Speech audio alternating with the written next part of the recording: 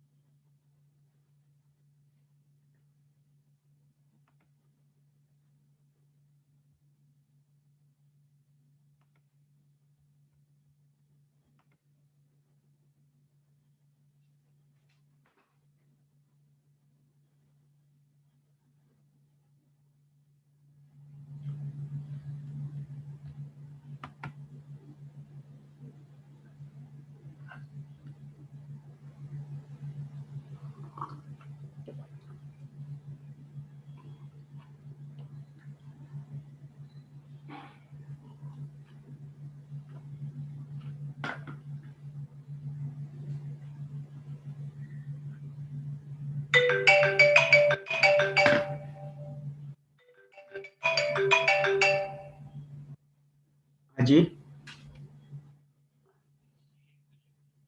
Yes?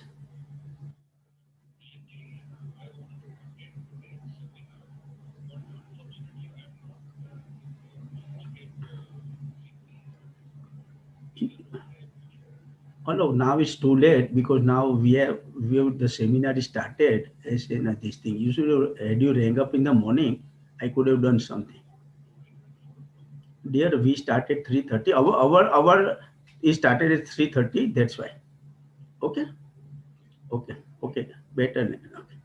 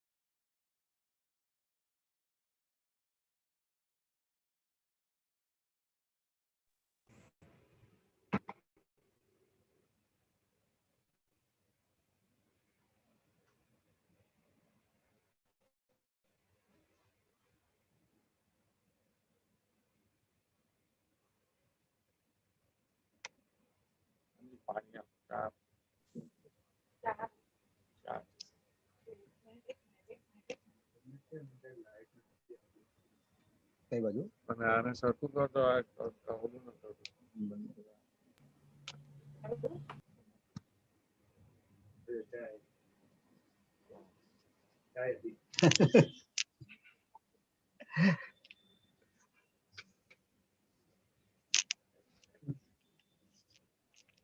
મનીષભાઈ તમારી બહુ dark આવે છે screen.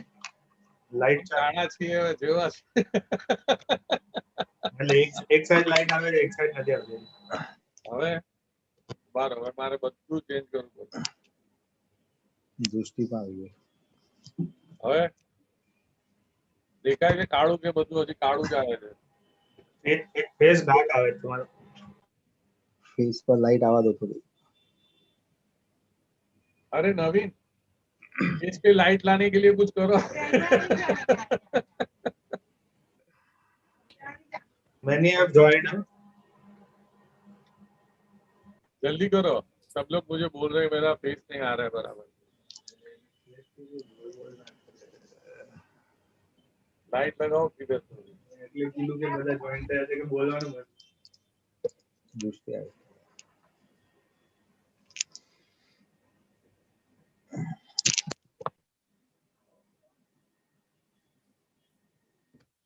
Good afternoon. Good afternoon, Dusty ma'am. Good afternoon, Dilip bhai. Good afternoon, Dhiren bhai. Good afternoon. Good afternoon. Good afternoon.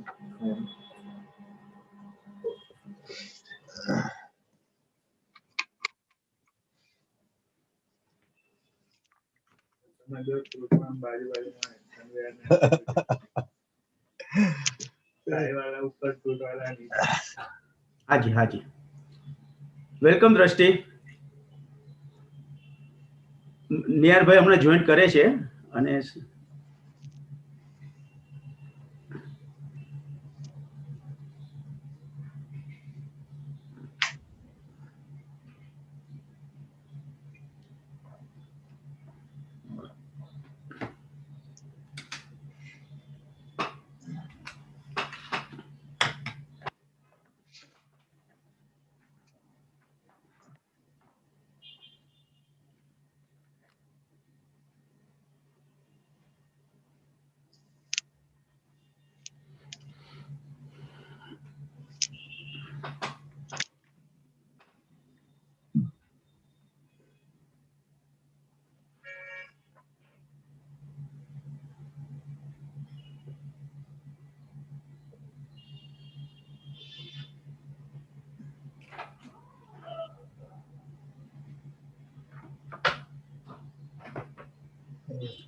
Welcome સુનિલભાઈ.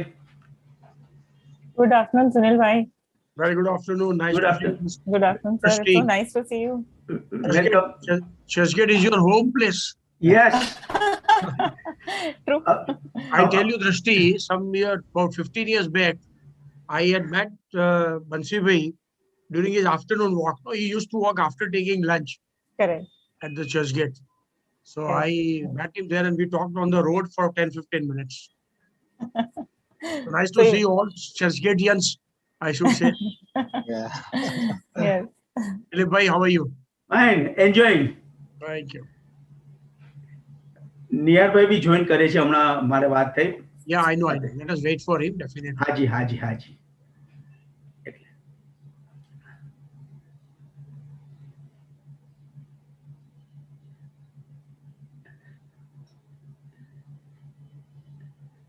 આમનું જે presentation છે એ પછી મોકલી આપીશ. હા તમને હા તમે મોકલો Normally I don't do PPT normally while talking. But I feel people lose focus. Okay okay okay. And I talk eye to eye, and then I'll for your circulation to the members I'll mail you okay separately. Okay okay એટલે અત્યારના કઈ manage કરવાનું નથી આપણે. No. Okay okay fine fine.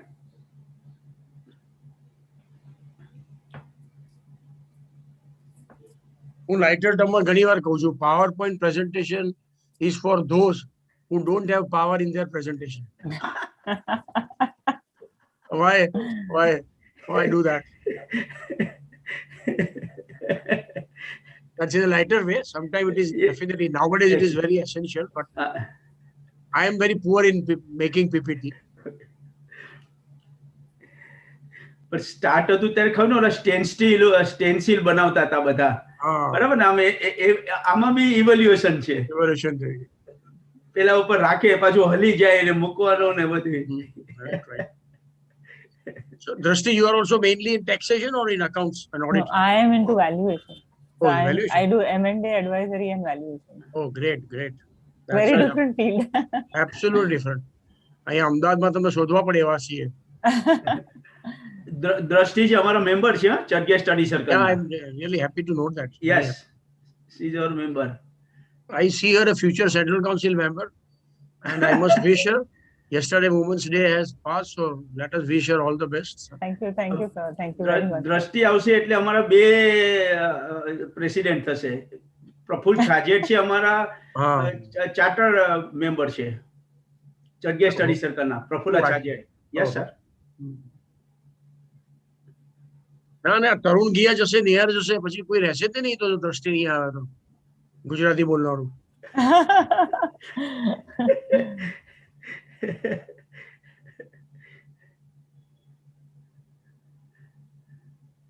It's very important. મુંબઈથી correct. મુંબઈથી correct. Aniket ભાઈ તો છે જ, આપણે તો સુરત ને બધે તો છે જ, પણ anyway તો correct. સુરતમાં હવે બે જણ ઉભા છે, હાર્દિક અને બાલકૃષ્ણ, એટલે પ્લસ બરોડાથી આ બી ઉભો રહેવાનો છે. વિશાલભાઈ પણ છે, વિશાલભાઈ સ્ટેન્ડિંગ ફ્રોમ બરોડા.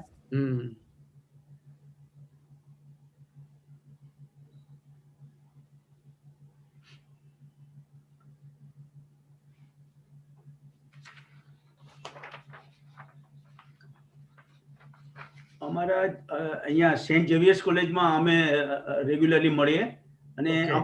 અમારી બધી જે મીટિંગ છે ને એ બધી ફોલોડ બાય મીલ છે.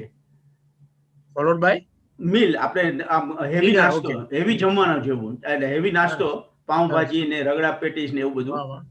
આજુબાજુ બી સહ્યાદ્રી ને બધી કેટલી સરસ રેસ્ટોરન્ટ છે. હાજી હાજી હા, પણ અમે ત્યાં સેન્ટ ઝેવિયર્સ કોલેજમાં પતે ને પછી ત્યાં નીચે જ છે, અહીંયા જ બનાવી લે કરીએ.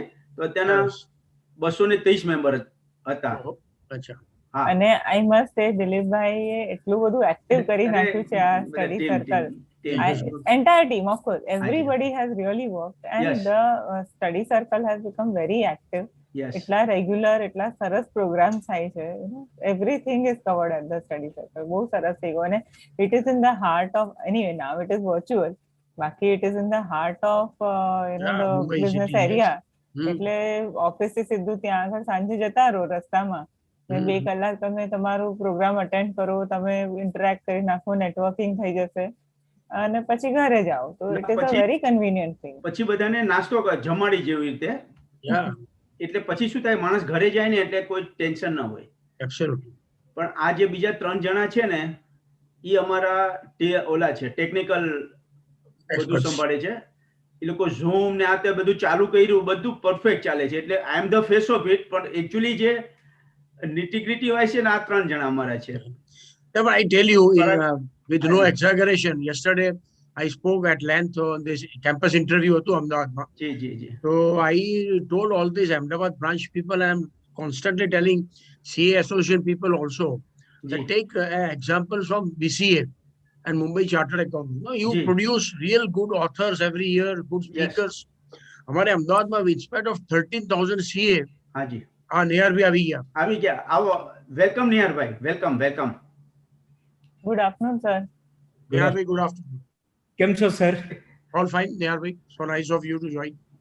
નિયરભાઈ, જેવું મેં સુનિલભાઈને કીધું ને કે નિયરભાઈ આવવાના છે, he was so happy, I can આમ ફોન ઉપર રાજી રાજી થઈ ગયા હતા.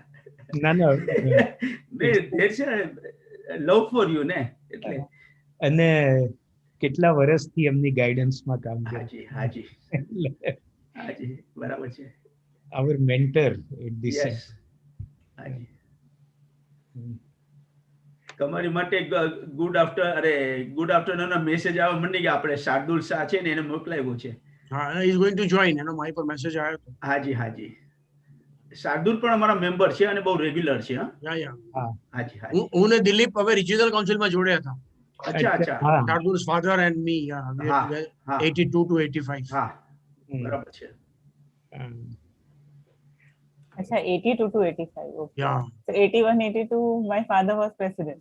yeah. ગૌતમભાઈ હતા, પછી મને યાદ છે એના પછી પંકજ ઘડિયાળી થયો, હા, દિલીપ થયો ચેરમેન, હા. અને એક મારવાડી નામ ભૂલી ગયો. ત્રણની જોડે I was vice chairman in the very first year. એ વખતે નોર્મલી અમદાવાદ વાળાને વાઇસ ચેરમેન બનાવી દેતા હતા. એ વખતે જે મને વાઇસ ચેરમેન કશું કામ કરવાનું જ નહોતું એક્સેપ્ટ ગેટિંગ ધ પોસ્ટ કે વાઇસ ચેરમેન. હવે બધું એક્ટિવિટી થઈ ગઈ છે તો કામ રહેશે. બંસીભાઈ પ્રેસિડેન્ટ હતા ત્યારે અમે બસ ફાઇનલમાં અપિયર થવાની તૈયારી, 1 વર્ષ બાકી. 83 આઈ ક્લિયર એ વખતે, very next year.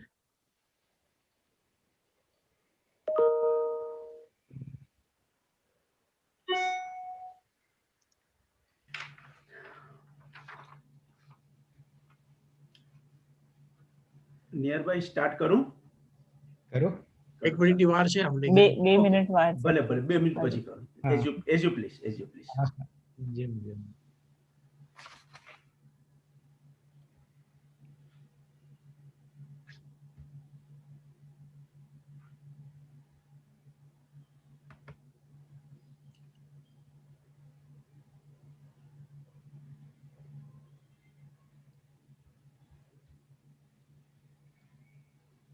Meantime, nearby, this campus interview was very successful in Ahmedabad yesterday.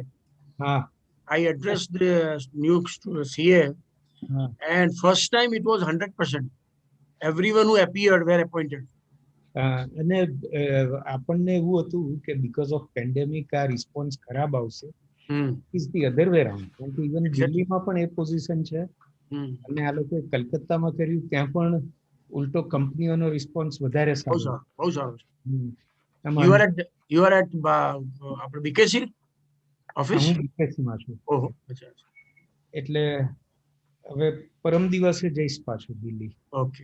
એટલે હવે હું એવું કરું છું કે વન્સ આઈ ગો ધેર ને આઈ stay four 10-12 days. At a stretch. Oh, wonderful. કારણ કે અહીંયા શું હવે જતા પણ પેલો RT-PCR આપવાનું આવતા પણ પહેલાની જેમ 2-3 દિવસે ટ્રાવેલ કરું તો 3 દિવસમાં 2 વાર કરવું.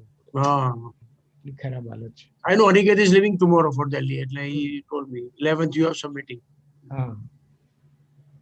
આપણે પ્રણવભાઈ મારફતિયા પણ જોઈન કર્યું છે, એ પણ આપણા મેમ્બર છે. ઓહો, good. હા. Yeah, very learned, well-read person. Yes yes. આ BCS ની જે ડાયરી આવે છે ને એ આ પ્રણવભાઈ આજની તારીખમાં પણ એ બધું એનું ડિઝાઇનિંગ ને બધું પ્રણવભાઈ કરે છે. Contents of BCA ની diary is always in great demand. Yes yes. વર્ષો BCA ની ડાયરી પરથી WIRC એ શરૂ કર્યું મેન્યુઅલ બનાવવાનું. હા, બરાબર છે. બહુ સારું ચાલે. યસ. રેફરન્સ સર હવે બહુ સારું થઈ રેફરન્સ ગયું બહુ છે. સરસ અને થઈ હવે સરસ થઈ ગયું છે. હજુ આ વર્ષે હજુ ઇમ્પ્રોવાઇઝ કરી નાખીશું. એટલે now our WIRC reference is excellent. Yes. Superb. અને આ વર્ષે ખરી મહેનત તો આ દ્રષ્ટિએ કરેલી છે ને. બરાબર. એક મહિનો સુધી દ્રષ્ટિ ત્યાં જ હતા ને દ્રષ્ટિ. મારા ઓલમોસ્ટ 2 મહિના આમાં જ હું કામ કર્યા કરતી રેફરન્સર માટે. Lot of work goes into yes. Lot of work. BKC ને ત્યાં જ બધે હતા. કારણ કે અમારે વાત થાય ને, કારણ કે આટલું સારું હતું એટલે મેં એમને ફોન કીધો તો એ કે આટલી બધી મહેનત કરી છે આખા બધા. દિલીપભાઈ આટલા બધામાં આ કાઉન્સિલમાં બી 32 માંથી 5-10 આવા દ્રષ્ટિ જેવા ને નિહારભાઈ જેવા ડેડિકેટેડ સિન્સિયર મળે છે ને, એટલે તો આપણી આટલી ઇન્સ્ટિટ્યૂટ ને કાઉન્સિલ આટલી એક્ટિવ છે. Yes sir, yes sir. તમારી વાત એબ્સોલ્યુટલી સાચી છે. You can't expect everyone like Niharbhai and Drishti and others. Yes yes. એટલે બહુ ફરક પડે. બરાબર. Thank you sir, thank you so much. ચલો તો હવે હું સ્ટાર્ટ કરું છું. હાજી હાજી. Dear CA Niharbhai Jambusaria, president of ICAI, CA Drishti Desai, vice chairperson of WIRC, speaker of the day CA Sunilbhai તલાટી, past president of ICAI and fellow chartered accountants. As all of you are aware, Church Study Circle is in forefront in organizing value-based professional meetings in a timely manner. We have held 12 meetings generating 27 CP hours from September 2020 till today. Your love and participation are motivating us to do more and more. Our core strength is physical meeting followed by working meal, which all of us are missing. In view of continuing COVID-19 pandemic, our meeting will be held through Zoom platform till further notice. We are fortunate that down to earth and always available for guidance, our Nearby Jambusariya has agreed to grace our today's meeting. Thank you, Nearby. I also welcome CA Drashti, who is chairperson of WIRC. She is also our member of our study circle. Drashti, I want to give you a hint. Our founder member of our study circle, CA Prafula Sajad, has risen to become the president of our institute. We wish you all the best in your future endeavors. Now I request Drashti to introduce Nearby. Over to you, Drashti. Thank you, Dilip Bhai. It is really a privilege that I am getting to introduce our very own president, and it's really an honor. So everybody knows and everybody has very high regard for Nihar Bhai, but for the sake of record, I will do a formal introduction of our president, sir. He's a man of professional wisdom, vision, strong organizational skills, with a firm belief in all-round inclusive growth of Indian chartered accountancy profession. He is elected the president of ICAI for the year 21-22, where he is currently serving for the 3rd consecutive term. A blend of erudition, experience, foresight, technical expertise, and professional excellence worth emulating, and a fellow chartered accountant from Mumbai. Sir qualified as chartered accountant in 1984 and was in practice for nearly 27 years. He also served as chairman of WRC of ICAI in 2004-5. Sir is now chairman of all standing committees, including executive, finance, examination committees, besides being ex officio member of all non-standing committees and editor of ICAI Journal, the Chartered Accountant. He is the member of Professional Accountants in Business, PAIB, Advisory Group of International Federation of Accountants, IFAC. He is in his capacity as President ICAI would also be representing ICAI on International Integrated Reporting Council and Board of South Asian Federation of Accountants, SAFA. He has also served as member of SAFA Committee on Professional Accountants in Business. Sir is member of very important committees constituted by government and regulators relating to policy formation that include Government Accounting Standard Advisory Board and Audit Advisory Board, both constituted by C&AG of India.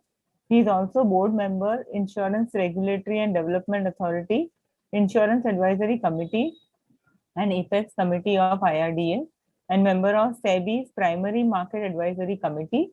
He has also been nominated on the review committee of the BCom Honors and BCom New Syllabus for all the universities in the country by the University Grant Commission, the UGC, as we know.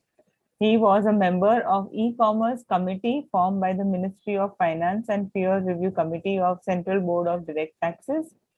Sir has been a prolific speaker at national and international forums. As an academician and orator par excellence, he has attended and contributed to numerous national and international seminars. He has addressed more than 900 seminars, conferences so far, covering various subjects of professional interest such as direct tax, accounting standards, international tax, professional development, and alike. With focus on innovation and niche enablement, he intends to translate his passion for inclusive growth of the profession through the transformational agenda that the current paradigm merits. With this, may I present to the honorable board here our president, C. Nihal Junguseria, sir. Thank you, Drashti. Good afternoon, everybody. Today's very learned speaker and past president of the institute, C.S. Sunil Bhai Talati, and who is always our guide at the Central Council. The vice chairperson of WIRC, C.A. Drashti Desai, C.A. Dilip Bhai Jani, C.A. Parag Bhai, C.A. Manish Bhai, C.A. Pranav Bhai Marfatia, and all those who are present on the virtual mode. Let me at the outset mention one thing that I did not know that I will be introduced, but as protocol on any institute program, president is not required to be introduced. So next time, please don't have this introduction. Members are at least supposed to know minimum or at least the name, and that is good enough. All other introductions are not required. So henceforth, whether it is WIRC or study circle, I would request please avoid this so that straight away we can start. Now, coming to today's session, I think it is very interesting tax planning through HUF. And again, in today's scenario, where the tax planning avenues are very limited, all these traditional avenues which are available, one should fully explore. And we have none other than Sunil Bhai to speak on that. I think at this stage, I will take 2-3 minutes to share some of the initiatives of the Institute, some 3 or 4 which we are focusing this year.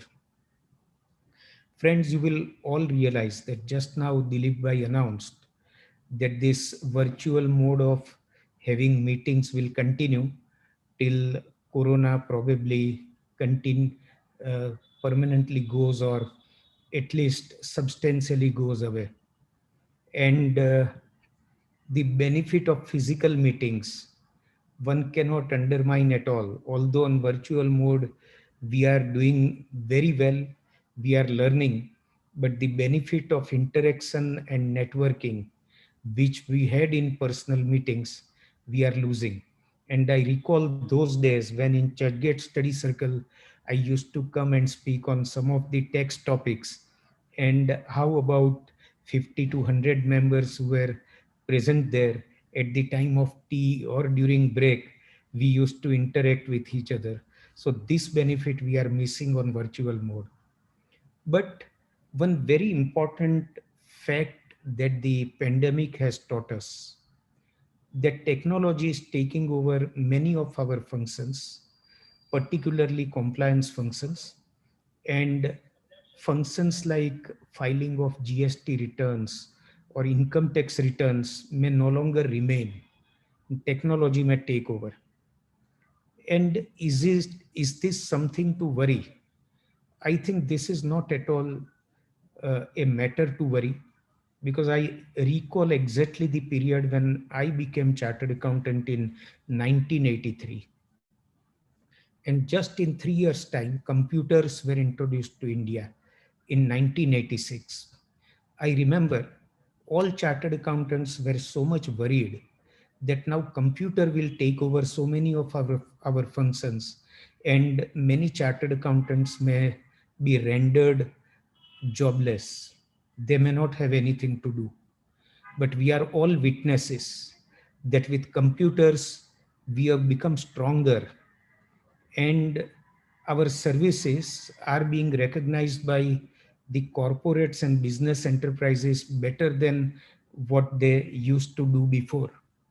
So with this technology, artificial intelligence, robotic processes, data analytics, which are not very difficult to learn, and once we are on top of it, probably we will be able to give more value added services to the clients.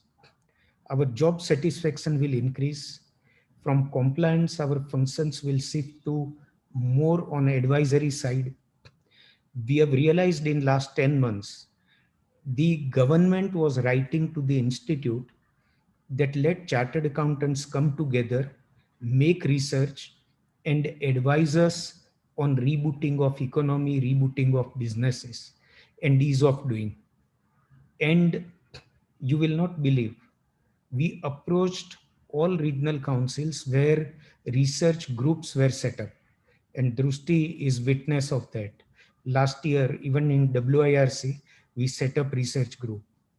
At the same time, our overseas chapters contributed to ease of doing so much that their suggestions were appreciated by MCA and Niti Aayog. And on a continuous basis, now government insists upon the institute that you continuously advise us on ease of doing and rebooting of businesses, because they again want to go back on their target of 5 trillion economy. And this we may achieve only if again businesses are on track. So one is absolute hold on technology, and institute is doing everything to train our members in all these areas that I mentioned. Apart from this, two new major initiatives which we are taking are financial literacy and financial and tax literacy. Particularly, let me explain the logic. Today, we as auditors, particularly of small and medium enterprises, realize that when we audit the accounts of a client, the accounts are in such a mess that at the end of the year, the auditor has to suggest so many entries to be passed.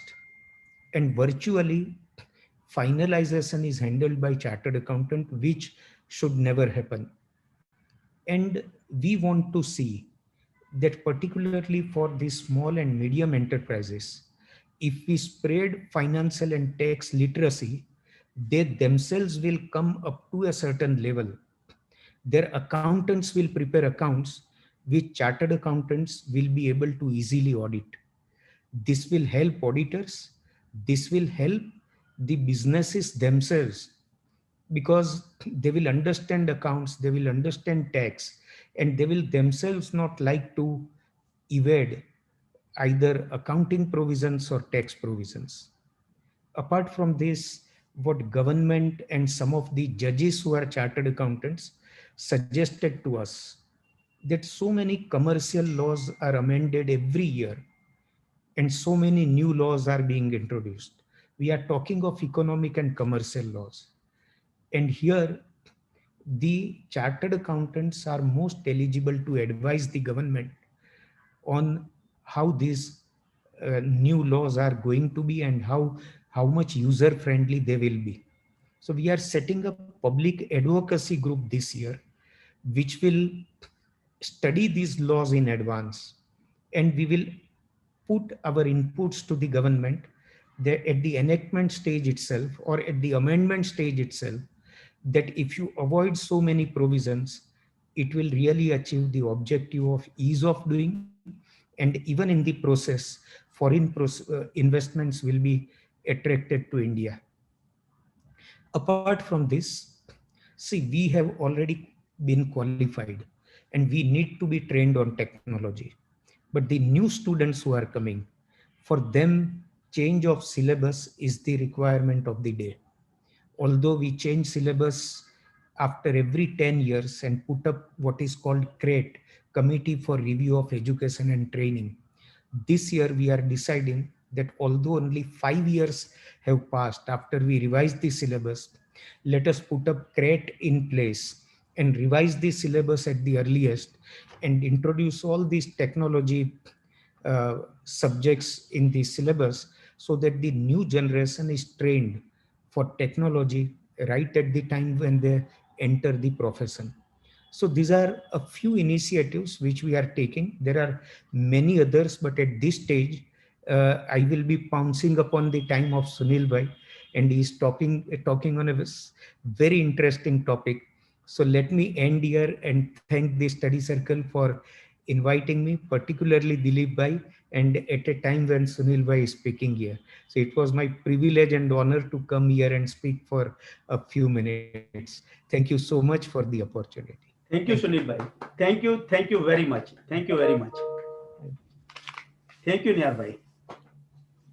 Thank you. Friends, it has been said. Keep video off, but I'm there. Okay, thank you, Niyar Bhai. Thank you very much. Friends, it has been said that most of the tax planning idea comes from Gujarat.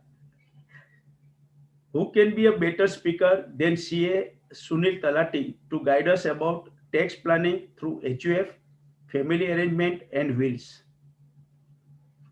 Friends, his firm is one of the big five in Gujarat. We will take all questions at the end of the meeting, subject to permission of time. Please type your question in the question and answer box provided on the screen.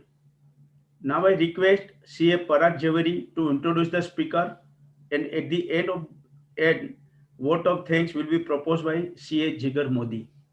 Happy learning. Let us apply the same protocol which applies to president. No. Allow, please go ahead. That's not for the past presidents. Yes. Mr. Sunil Bhai Talati. Sorry to interrupt, Sunil Bhai. By reading this profile for people like you, we are encouraged to do more because we know what we can do. Really, that is the intention that I request everybody to speak the biodata. Please. Mr. Sunil Bhai Talati is MCom, LLB, FCA, graduated from HL College of Commerce and doing practice under the name Talati and Talati LLP. He has been elected as President of the Institute of Chartered Accountants of India for the year 2007-2008 and was elected as Vice President for the year 2006-2007.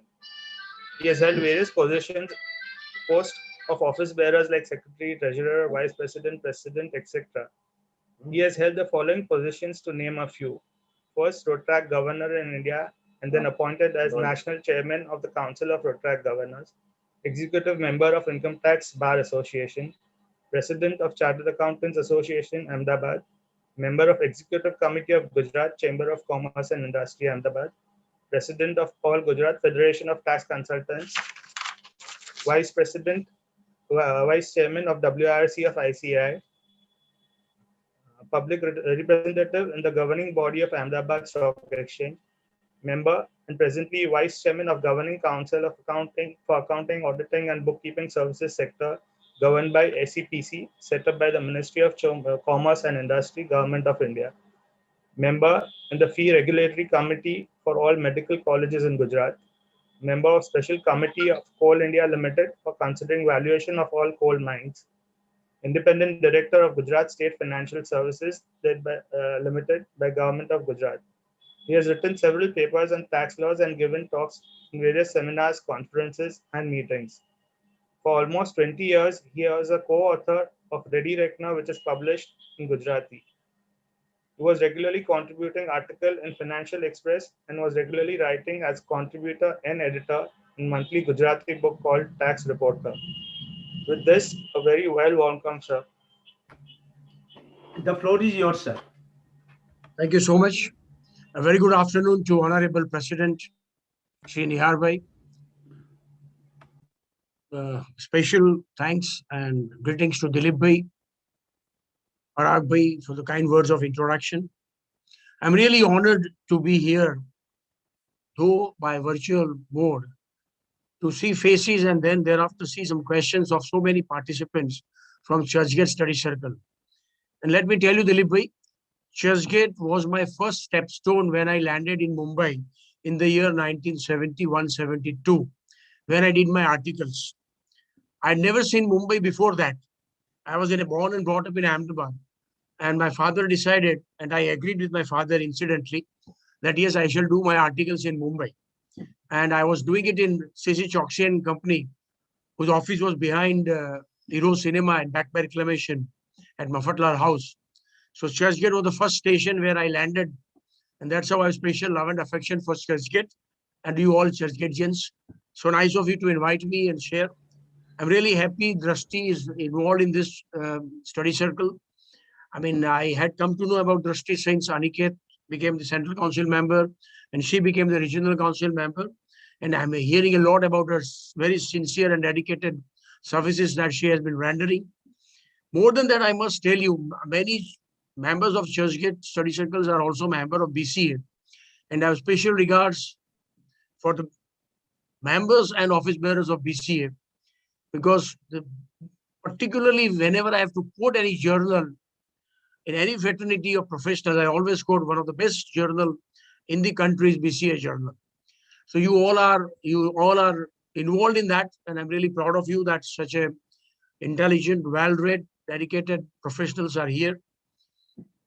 I would also say, yes, our President Nihar Bhai has been kind enough to find time to share some of the views.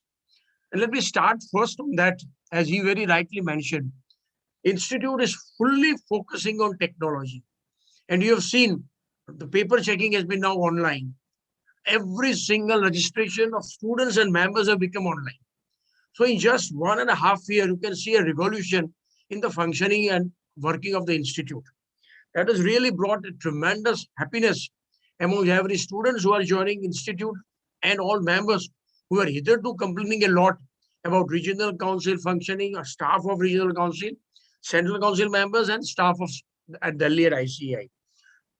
Hundreds and thousands of complaints have been addressed, and now there are hardly any scope of complaint.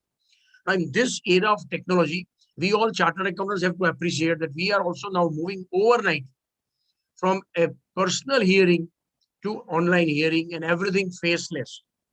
And that is something we have to accustom, because by and large, I understand that most of the members in Churchgate Study Circle are elders, if not seniors, but above 30s, above 40s, and not youngsters in the range of 20s and 30s. This is the time now for 20s and 30s chartered accountants, more than elders and seniors, with regard to understanding, appreciating, and applying the technology. I'm on that part particularly. Because when we see the faceless assessment era, we have realized that if you don't open the email correctly and don't receive the notice, you have it. Bangalore Tribunal has recently held that non-receipt and non-recognition of the notice in email is not a reasonable cause, and the penalty was confirmed. And the argument given by the department was accepted by Bangalore Tribunal, that if a notice in the cover has been sent to the SSC, and if he says I didn't open the cover, that doesn't mean the notice was not served. So any notice, intimation, service of summons, whatever is received on the mail, you have to first open that and then check other emails. So that is the importance of technology. And we all chartered accountants have to not only grasp it, understand it, in turn involve ourselves in that, but in turn train our clients also for that. But they will be receiving certain emails and notices.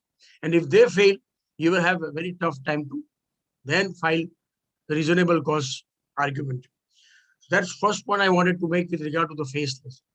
Second most important thing which we notice is missing in most of the chartered accountants, particularly youngsters, is art of drafting and art of presentation. Most of the chartered accountants particularly are extremely, I'm using the word, extremely weak, if not poor, in communication and drafting, both with regard to the legal contents as well as the factual aspects. You should not at all be unclear and incorrect when you are dealing with the presentation of the facts which has been sought for by the department, be it income tax assessment or be it CIT appeal. And now we don't know, we were in tribunal when they are planning to go faceless. I'm not here to deal with the plus and minuses or the element about the faceless assessment scheme and faceless appeal.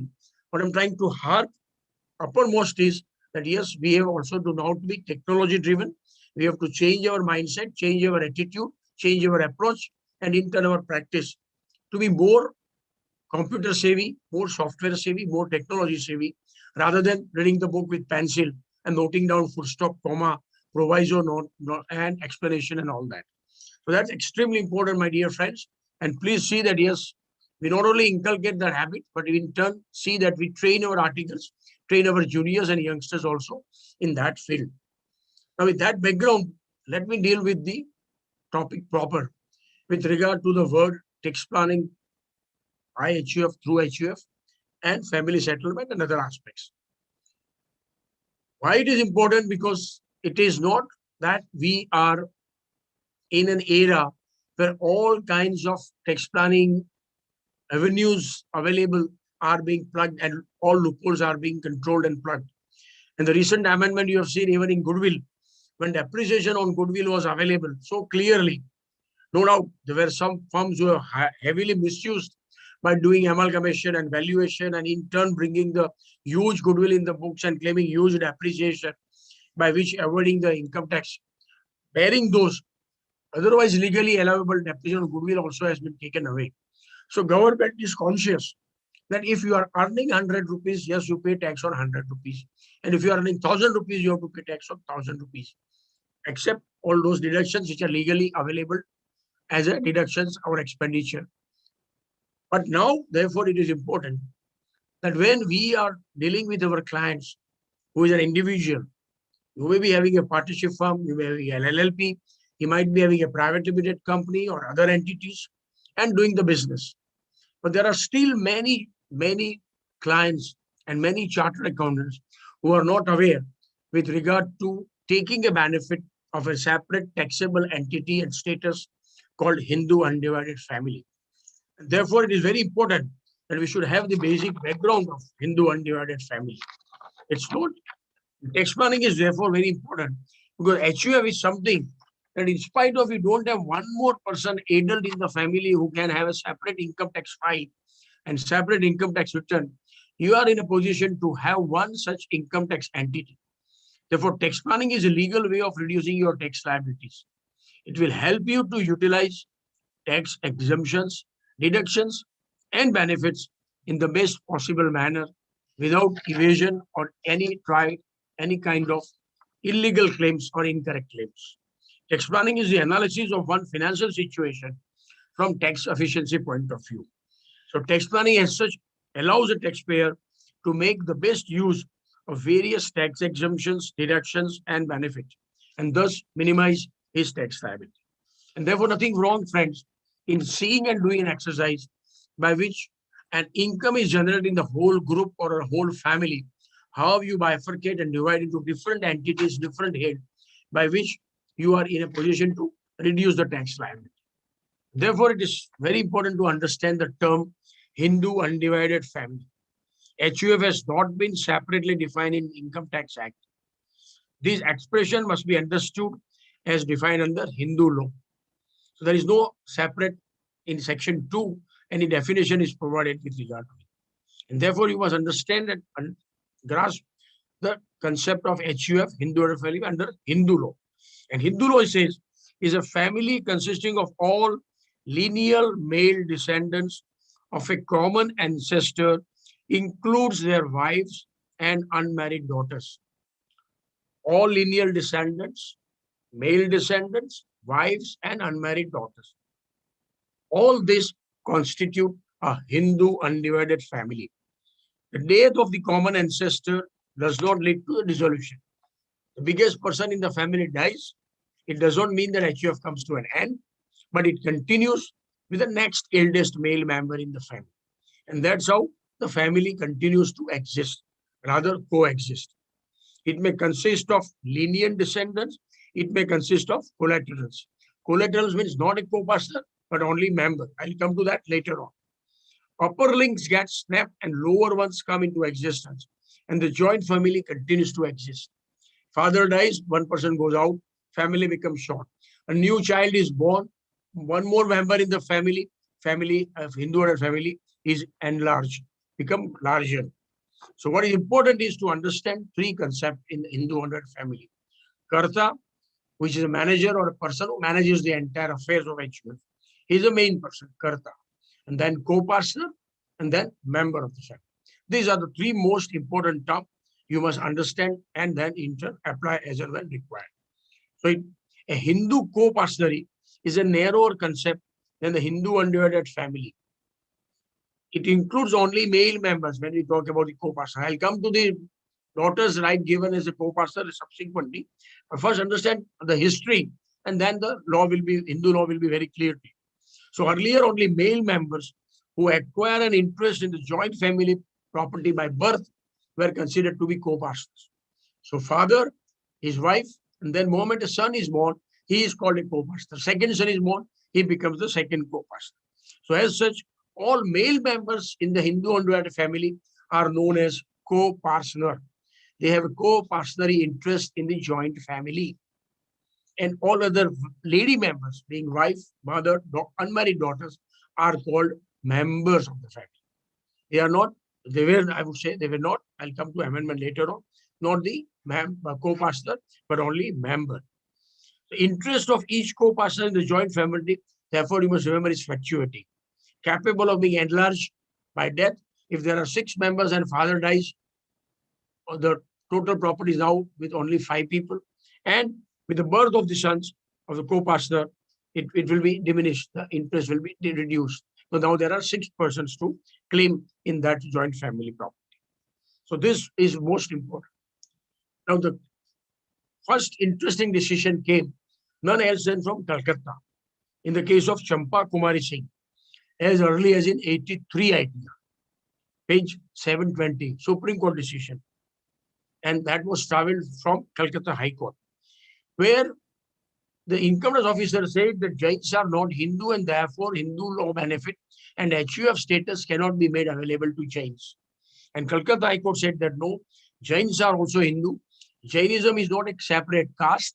It is only a philosophy, an attitude and way of a life. And therefore Jains are Hindu, which Supreme Court confirmed that yes, Jains also are Hindu. I mean, in a lighter way, with respect to all my Jain friends listening, it's a different story that the Jains want to claim minority when it comes to constitution, and they want to claim HUF benefit also when they come to income tax. But that's on a lighter way. But effectively, Jains are also Hindu. It's unfortunate that in voting list and voting category, they are mentioning Hindu in a separate column and Jain in a separate column. But be as it may, Jains are Hindu. And in the same manner, Sikhs are Hindu, even Buddhists are Hindu. So all these are considered to be Hindu after the landmark decision, as I said, of Champa Kumari Singh, 83 ITR, page 720. So this is how the Hindu law and Hindu family concept developed. That if you are following Hinduism, your family is a Hindu family. And if you are joined and together, it is Hindu undivided family, HUF. That's the basic concept we should be clear in the mind. Now let us go to the important 5-6 decisions which clarified the concept from time to time. Who are the members of the HUF, who are the co-passers of the HUF, and how can there be an HUF, or there is no status and claim of HUF. One of the best decisions you must all read if you want to digest HUF perfectly is of Gauli Budana. It's a landmark decision, Supreme Court, 60 ITR, page 293. 60 ITR, page 293. Where a joint family, they say it can consist of only one single male member. And income tax does not indicate that for HUF as a separate accessible entity, you must have 2 male members. What was the thing in that?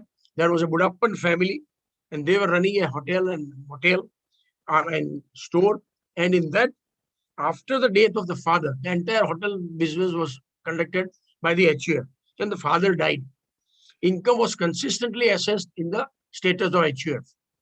And after the death of the father, the AO says, as father has died, now there is only widow and 2 daughters.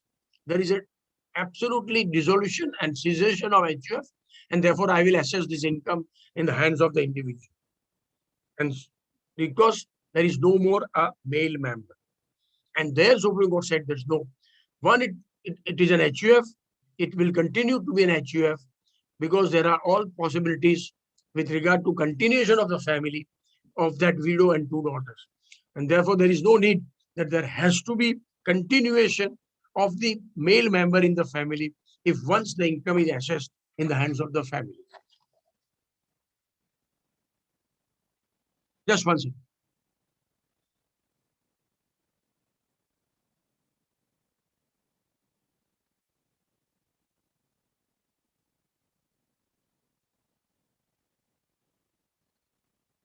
Sorry for the, just 1 minute, I'll take.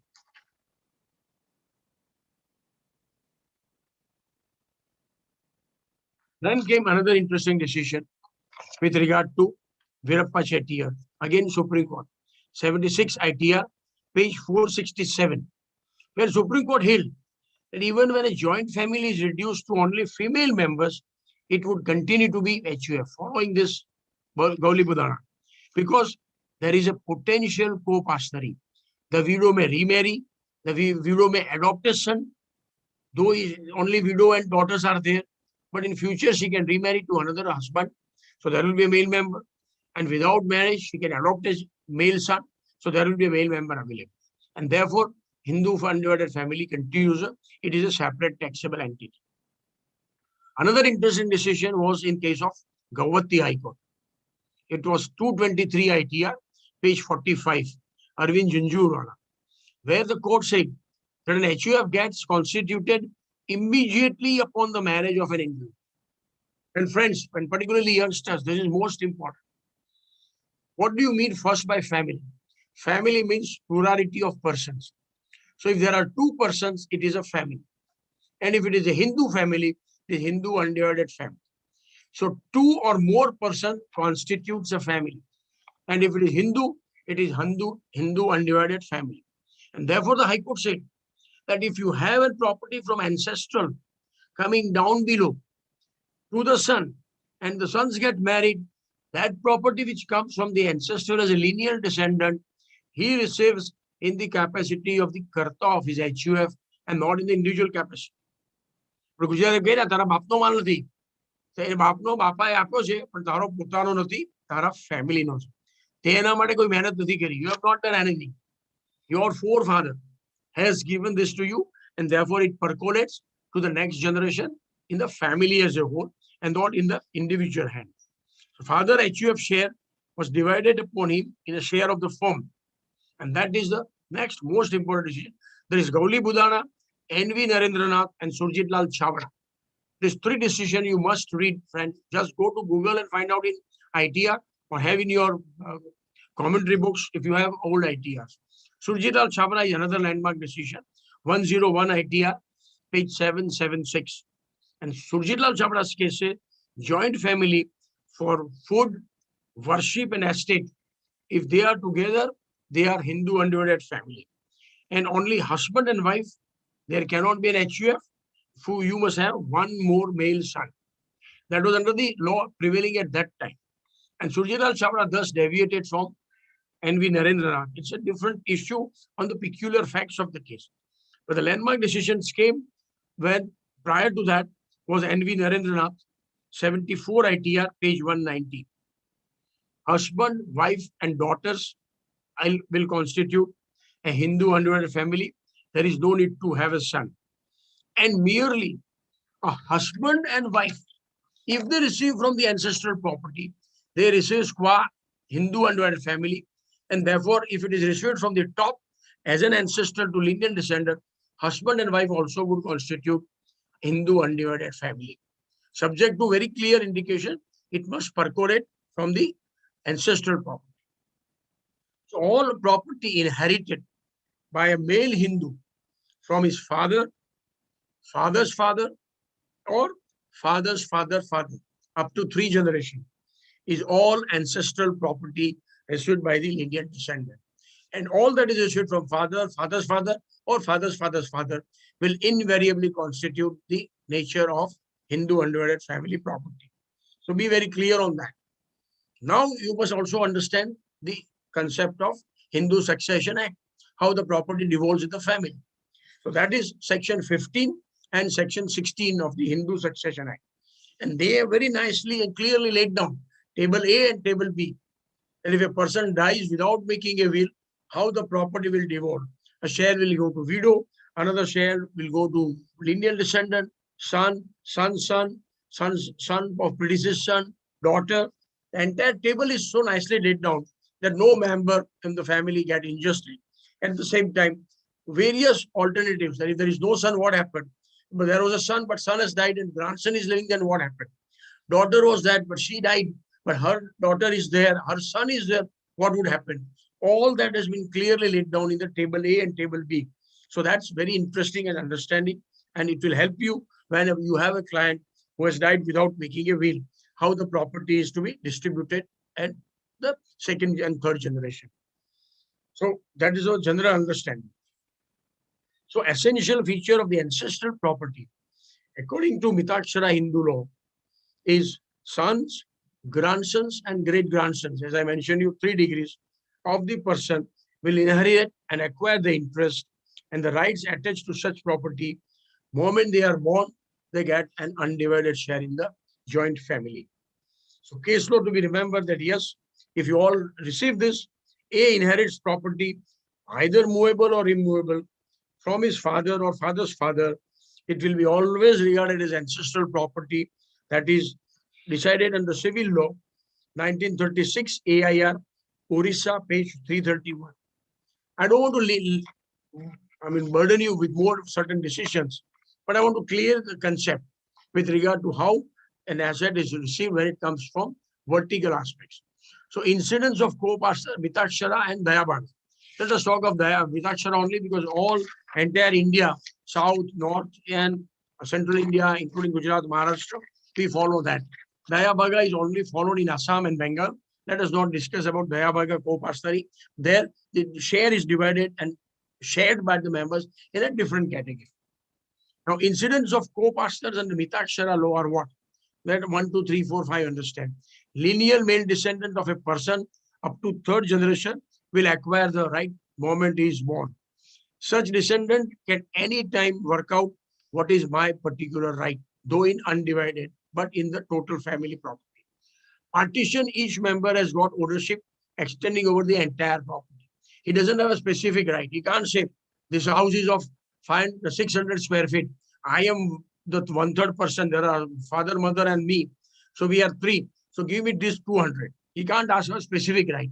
But he has undivided 200 square feet right in that property. If it is 600,000 rupees, he can say, yes, I have 200,000 rupees interest in that. Result of such co-ownership of the possession and enjoyment is always common. So you can't say pinpointedly this particular share is mine. It's all common. Then no alienation of the property is possible unless it is for necessity. You can't alienate the share of yours and say, I'm going to do away with that. Unless it is absolute necessary, for which you have to approach the court, and under civil code only it will be possible. And you have to have concurrence of other co-partner first. And the interest of a deceased member lapses on his death to his survivors. So co-partnering under Mitaksara school, as I told you, is a creature of a law and cannot arise by act of parties. This is very important, friends. And why I'm saying this? Because there are many chartered accountants even now says, "Mara to HUF chat nahi, Mara client ne HUF nahi." You don't say that. Moment you are a family, you are an HUF. Moment your client has husband, wife, and son, there is an HUF available. It is unfortunate that he has not contacted you and you have not advised him to have a separate income tax file or an accessible entity under HUF. So never say, "Mara HUF nahi, Mara client ne HUF nahi." If you are married, you have a wife, and you have a son or a daughter, yes, you are a Hindu under family. Maybe you are unlucky that you have not received from your father ancestral property. Your father or father's father or great grandfather were not that rich that they have left something to you. Or if they have left something to you, you are not at that time agile, clever, or knowledgeable and informed that yes, what I received is not to be taken and inherited by my individual, but it should go in my Hindu under family. And having that not done, the problem arises that now you don't have the fund and corpus in the HUF. So let us talk about that. Fundamental concept, you are clear, whatever you receive from ancestral is HUF, and you must show that in the books of accounts and records that it is HUF property and an HUF file is created. But what about today's case? As of now, on 10th of March also, 9th of March also, we don't have an income tax file or a separate accessible entity of yourself, of your client, where you have a husband, wife, and son, or husband, wife, and daughter. Now, therefore, let me touch with the most important amendment before going into the creation of the corpus of the HUF. Hitherto, daughters were always considered as a member of the family. Husband, wife, and son, they were the members. Father was the karta and son was the co-partner. He has a co-partner interest. Mother, that is wife of the father, and the daughter were always considered to be a member. And difference between co-partner and member is a co-partner can claim partition. Member cannot claim partition. Member has a right to be maintained, to be educated, and to for unmarried daughters to got married from the funds and income of the HUF. The right of member is different right of the co-partner. Co-partner has a co-partner interest and can claim partition. I am 1/3 owner, give me my 1/3, I want to be separate. Member can't do that. Member has a right to say, "Mujhe padhao, my fees and my education should be paid by father from the joint family. And when I get married, all my marriage expenditure should be done by the father from the joint and divided family." This was the status all throughout, right from the conception and invocation from Hindu and family income tax entity till 9/9/2015. On that day, the parliament changed and made most important amendments in Hindu Succession Act, by which, I correct myself, 9/9/2005. 9/9/2005, by which the daughter has been given the equivalent status that of a son. Meaning thereby, from 9/9/2005 amendment in Hindu Succession Act, a daughter in the family is a co-partner and not a member. So earlier, as per Gauli Budana, what was the case? You have to have father, mother, and a son. If father dies, son becomes the karta. Even if there is a sister, that is daughter, she cannot control anything, she can't do anything. It is only a male member who had right that. But now, after 9/9/2005, daughter is now equivalent. Friends, पूरे world में, Hindustan is the only country, and I would say compliment to all girl and ladies listening, that you are the only lucky where we आपने जिन्हें कहिए ना गुजराती में, आप दूध और दही दोनों में पाँव रख सकते हैं illegally. The moment a daughter is there in the family, she is a co-partner in the father's property, father's HUF. And after marriage, she becomes the member of the husband's HUF. So till marriage, she is a co-pastor in father's HUF. After marriage, she is a member in the husband HUF. So दूध में भी पाव है और दही में भी. As a member, she can claim all the expenditure of her from the HUF of her husband. And here in the father's HUF, she can say जितना बाप के बेटे का उतना share मेरा. So that's how this entire amendment has taken place. So you have to be very clear in this. Now there are questions coming, and let me answer that. Whether this amendment would apply to a daughter born after 9/9/2005, or it will apply to all daughters. And I've just lost the citation of that, but that has been clarified by the court again, that yes, this applies to all the daughters. It is not prospective, and therefore, from and from if in fact from 9/9/2005, all daughters are in a position to claim that I am a co-pastor and therefore have equal right to claim partition and to claim all other benefits and advantages that a male co-pastor can claim. So now let us understand the situation. You have a client or in your own family, your husband, wife, and son, you don't have income tax entity of HUF. Your husband, wife, and daughter, but you don't have an HUF status. Or you have a client or husband, wife, son, and daughter both, but you have never created the file of HUF. How to go about that? Next important point is, yes, all those who have missed the bus, they can now start. And that is by bringing and forming corpus and funds in the family, which is already there. Hindu undivided family. Son or daughter may be 1 month old, or maybe 18 years old, or maybe 25 years old, whatever. How to bring the funds on that? Unfortunately, you don't have anything from the ancestor, and therefore you could not create the funds for the HUF, and therefore no file of HUF. So now when you don't have vertical from ancestor, you should plan for horizontal receipt. And how do you plan it? Very simple. Now that gift tax is abolished, a HUF can receive the gift from anybody, subject to section 56 to subsection 7. So if Hindu undivided family receives a gift from someone, it is exempt up to 50,000 rupees, no problem. If it receives up to 3 lakh rupees, 50,000 is exempt. Balance 2,50,000 is taxable, but there is a basic tax limit. Minimum income liable to tax is 250. So up to 3 lakh, there is no income tax payable by the HUF. So today is month of March. You can have an Hindu undivided family who will receive the gift from 3 lakhs from the someone, maybe relative, maybe a friend, could be anyone. And of course, he should be an income tax payer, and he should have sufficient income and fund to give a gift of 3 lakhs to the HUF. And then the HUF will have 3 lakh rupees in the month of March. Have again same 3 lakhs rupees in the month of April. So by 5th of April or end of April, the HUF has 6 lakhs of rupees. And from that, HUF can start earning, augmenting income, generating the funds. So that's what most important. So don't hesitate. You have an HUF. HUF is already there. You don't have to create an HUF. And therefore, you are now in a position to have funds in the HUF. So daughters are co-pastors. Funds have received by the HUF. And now the question comes, how to generate the income in that? Legally, validly.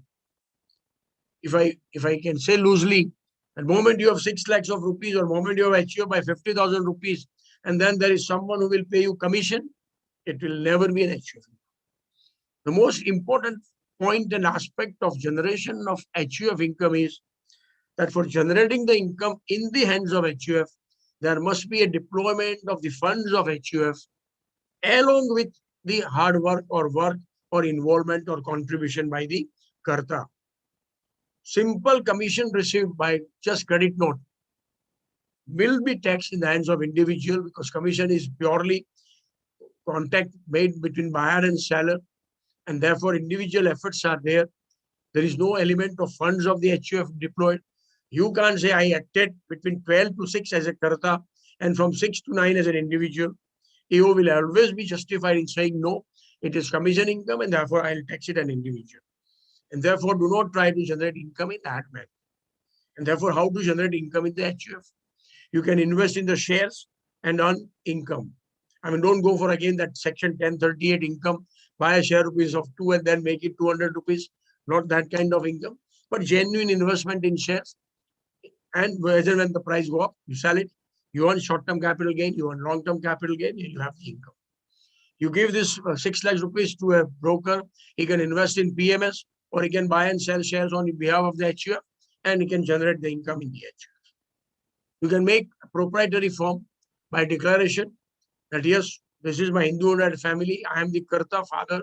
Other co-pastors are my son, and my daughter so-and-so. My member is my wife so-and-so. We all constitute HUF, and I want to open a bank account. Open a bank account, give a proprietary name, and start business in that. No Karta will be contributing and devoting substantial time in that HUF status, because the funds of the HUF and bank accounts are used of the HUF. All that income is a proprietary concern, can be taxed in the hands of HUF. Or if you have a partnership firm and your client is already in the business with other partners within the family or outsiders, introduce Karta, HUF as a partner in that partnership firm. So the income earned from the partnership firm by HUF will be taxed in the hands of the HUF. Share from the firm, as you know, it's exempt, so it will not be any tax payable on that.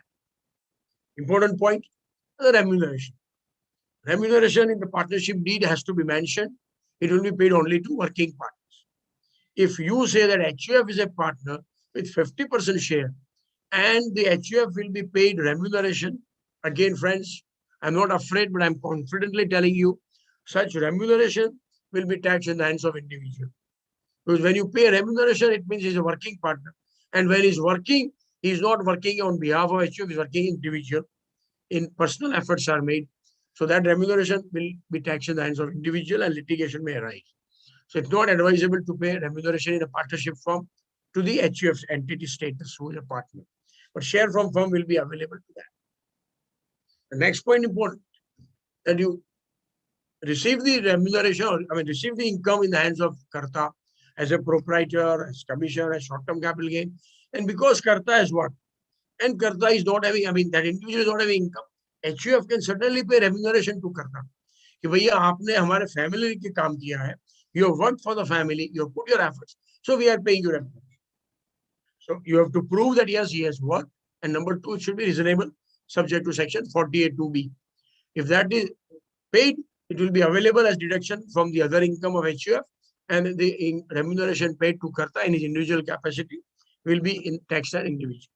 But normally this will not happen. This is only hypothesis, because one person will use HUF only when he is highly taxed in the status of individual.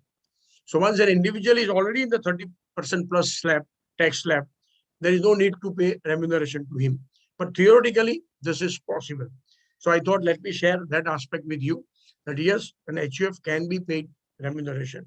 So you make him a partner, you make him earn short-term capital gain, you make him earn long-term capital gain.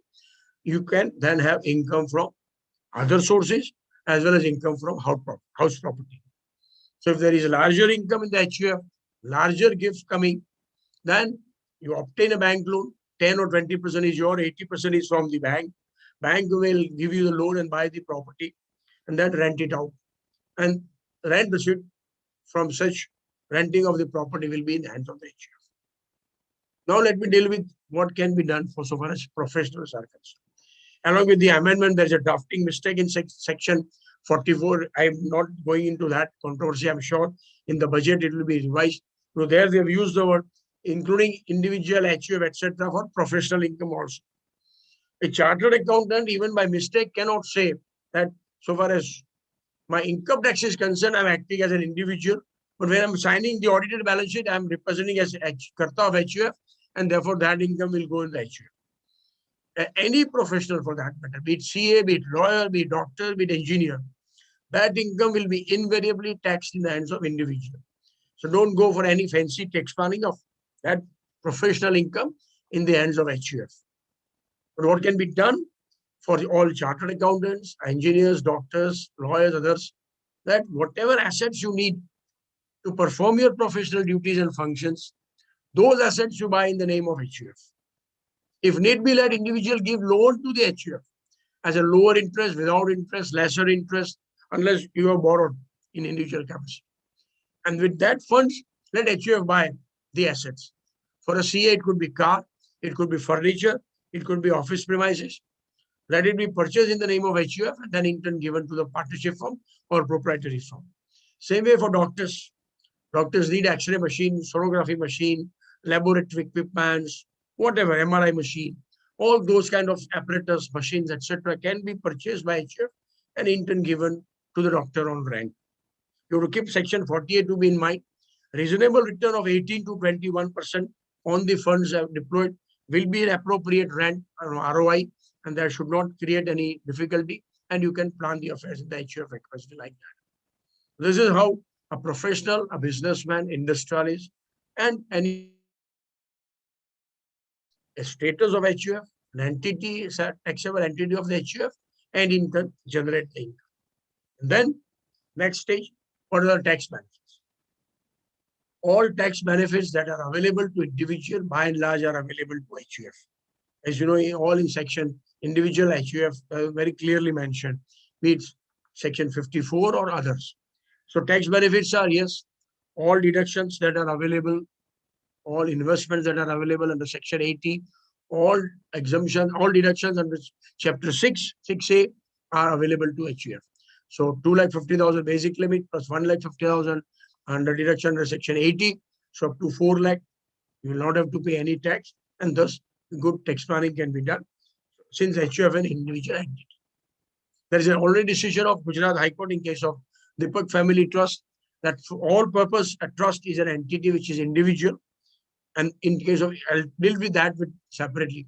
But when it comes to HUF, I would already say that yes, the deductions that are available under various chapters of 6A can be claimed in the hands of the HUF.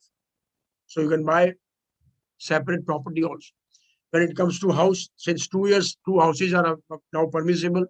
But if you want to buy more than 2 houses and don't want to pay under section 24, then you can buy 2 properties individual and 1 property or 2 properties in the hands of HUF also. And those deductions and benefits can also be made available. So all that are available, and you can certainly be worked out, and tax planning can be done in that case, category. So friend, I thought I have tried to summarize how HUF receives the property, ancestral property, and fund is generated, and how it is divided. Now the last and most important point is with regard to the partition. And Dilip mentioned in the beginning that Gujarat is the main center of tax planning. But let me tell you with all humbleness and respect, it's not Gujarat, it's Ahmedabad. Ahmedabad was known hitherto as a Mecca of tax planning. जितने भी fancy tax planning हुए हैं, वो सब अहमदाबाद से start हुए हैं. Be it AOPs, be it multiple trust, be it 1,000 trust in one family, or be it 2,000 AOPs in one family. Same thing happened with regard to the partition. Now, what is partition? Partition means that you are an Hindu undivided family. You are husband, wife, son and daughter, or 2 sons and a daughter, or 2 daughters and 2 sons. And then there are disputes in the family, or there are reasons valid for the dividing the property among family members. Because one son does not want to continue to be with the father and the family. So a total partition was possible, and a partial partition was also possible. So prior to 1989, what was happening, that partial partition used to take place. So if husband, wife, son 1, son 2, and daughter 1, D1 are there, and son 1 says, I want to go out, they would constitute a partial partition. That yes, we are 2 plus 2 sons plus daughters, so we are 5, we have 10 crore of rupees. You want to go out? Okay, take 2 crore rupees.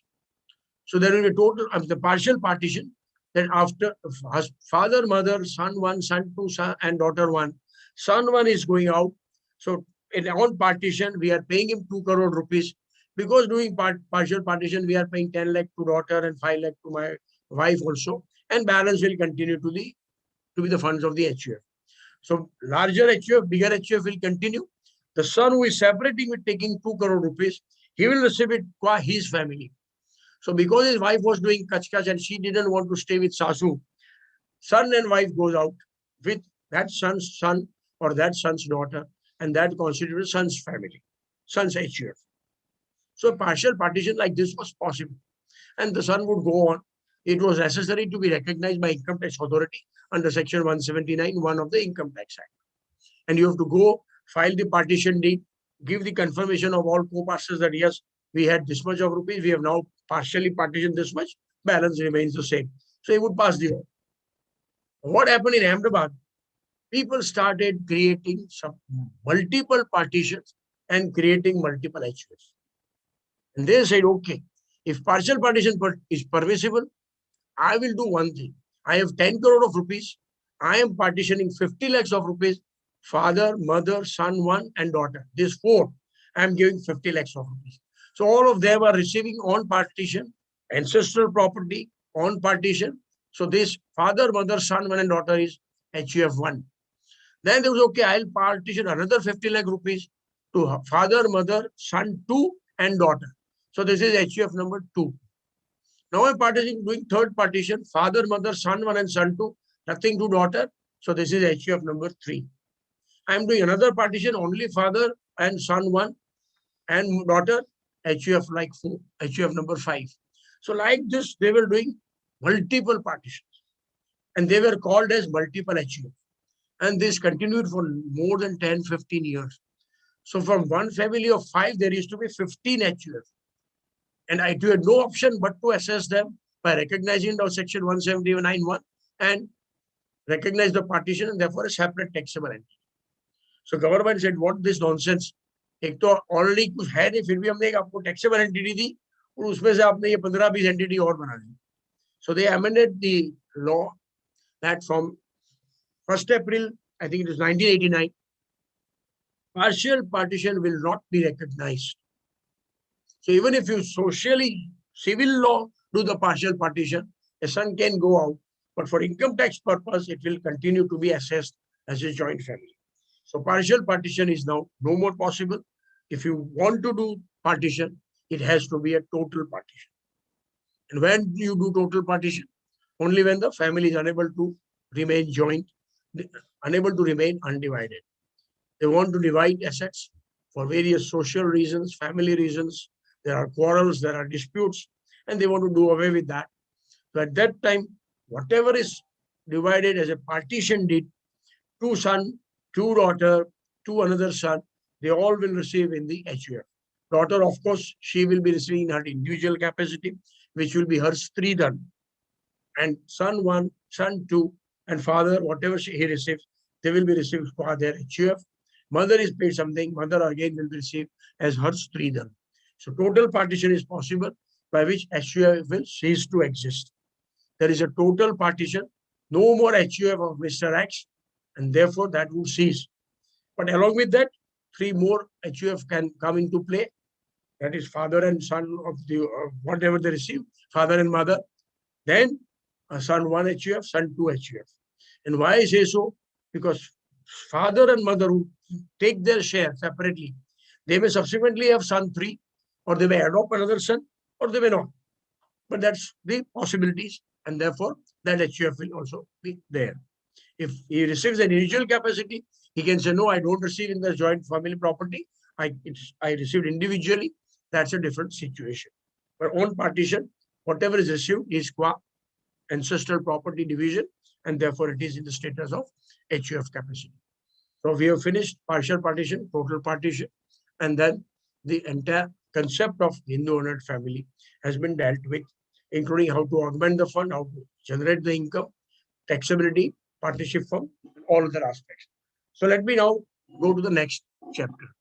Having talked so much of Hindu-owned family, now let us talk of that. Yes, there is an Hindu-owned family, there is a joint family, father's family is there, uncle's family is there, mama's family is there, all are working together. And particularly in Marwari community, it is always happening like that. And they are always remaining joint. And father is handling a textile business, but in that private limited company, most of the shares are held by mama. Mama is handling steel business in a partnership firm where he only partners 5% and 90% partnership are with other family members of uncle and brother and son-in-law, brother-in-law, etc. So all this kind of joint family can do different kinds of business. And that is the joint family concept continues, Hindu-owned family continues, individual remaining joint concept continues. And that's the biggest strength of our country as compared to what we see as a small fragmented families in Western countries. But then the problem comes that yes, there are disputes, there are differences. And this happens particularly when the younger generation step in. पापा सुबह शाम काम तो आप करते हो और पूरी मलाई ले जाते हैं मेरे अंकल, या काम करते हो आप प्राइवेट में, आपके पास शेयर तो है नहीं, शेयर की वैल्यू बढ़ रही है, आप जब नहीं होगे तो शेयर तो काका ले जाएगा, हमको क्या मिलेगा? Let us separate. On separation, there will be invariably the question of capital gain, invariably the question of stamp duty. When I say separation, we separate everything: flat, bungalow, land, factory shed, godown, shops, movable properties, immovable properties, jewelries, cash, deposits, shares and securities, investment in mutual funds, whatever. All was hitherto joined. Now you want to do the separation. And that is possible only by a nicely executed deed of family arrangement. This is the only way possible. You go to court, then there is a division possible. You can appoint an arbitrator, and then division is possible.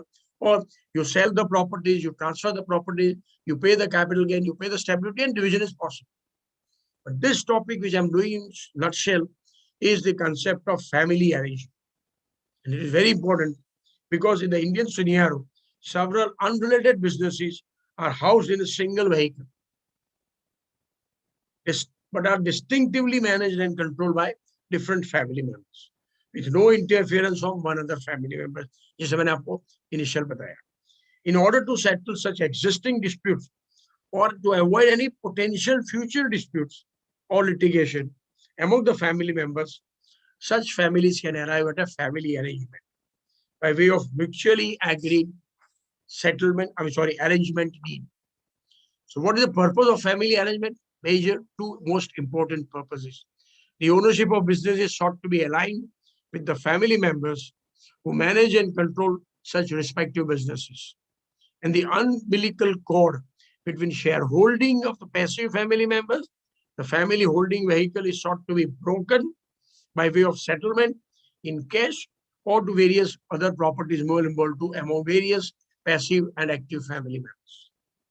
जो बैठे बैठे खा रहा था उसको भी जो ही मिलेगा जो तेरे पोर्शन में तेरा हक बनता है. हम मेहनत करते थे और तू घर पे आराम करता है, वो भी आज से बंद क्यों? Divide the families. So hodgepodge of properties for family arrangement first came before the Gujarat High Court in very famous case of Arvind Chandulal, 140 ITR, 140 ITR, page 241. And there was a written deed of family arrangement under which all parties to the deed brought into the all hodgepodge of all their movable and immovable properties belonging to them or standing in their name or in the name of their wife, the name of their family members. And these were distributed thereafter among various family members by effecting a family arrangement deed. And the High Court said that what was put into the family arrangement hodgepodge, including HUF property, and thereafter divided, will go to the respective HUF. It was HUF. If it is individual, it will go to individual. It will depend how the family arrangement deed is drafted and taken care of. So Lordship observed that the character of the property, namely the property of an HUF as a joint family, would not change by virtue of because सब साथ में ले आए और अलग-अलग कर दे. That HUF would continue to be HUF. Merely because by arrangement you are giving it to one party, AO is not correct to say कि अब तो इसका individual हो गया. So that is what is important. So conditions for entering into family arrangement, other two most important aspects. A dispute must exist between the family members at the time, or there should be a sufficient possibility of an immediate future dispute in the near future. Such dispute should be regarding the rights of the family. मेरा हक कितना बनता है? How much I am owner? How much my right title and interest in the property, movable or immovable property is there? That is a dispute. Or there may be some claims by members of the family, or maybe even outsiders, which are required to be satisfied according to the wishes of each family member or outsiders in the interest of maintaining peace in the family. It is very, very important that in family arrangement, two aspects must be mentioned, that there is a dispute or there is likely to be a dispute. And we are executing this family arrangement deed because we want peace and harmony in the family. सबको court में नहीं जाना है, लवाद में नहीं जाना है, मारामारी नहीं करना है, arbitration appoint नहीं करना है. So that's the first fundamental concept of family arrangement. And what are the tax aspects in the family arrangement? there are more than 4 decisions where they have said that they're bringing all the assets of all the family members and then distributing amongst same family members.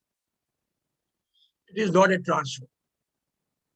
And because it is not a transfer, it is not a capital gain. And because there is no transfer, there is no stamp duty also. Narayan Das Wadhwa, 123 ITR, page 281, Punjab and Haryana.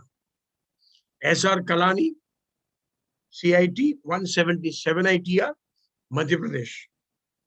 So all these decisions are by and large only with an idea that yes, because this is family arrangement, there is no transfer and therefore there is no capital gain.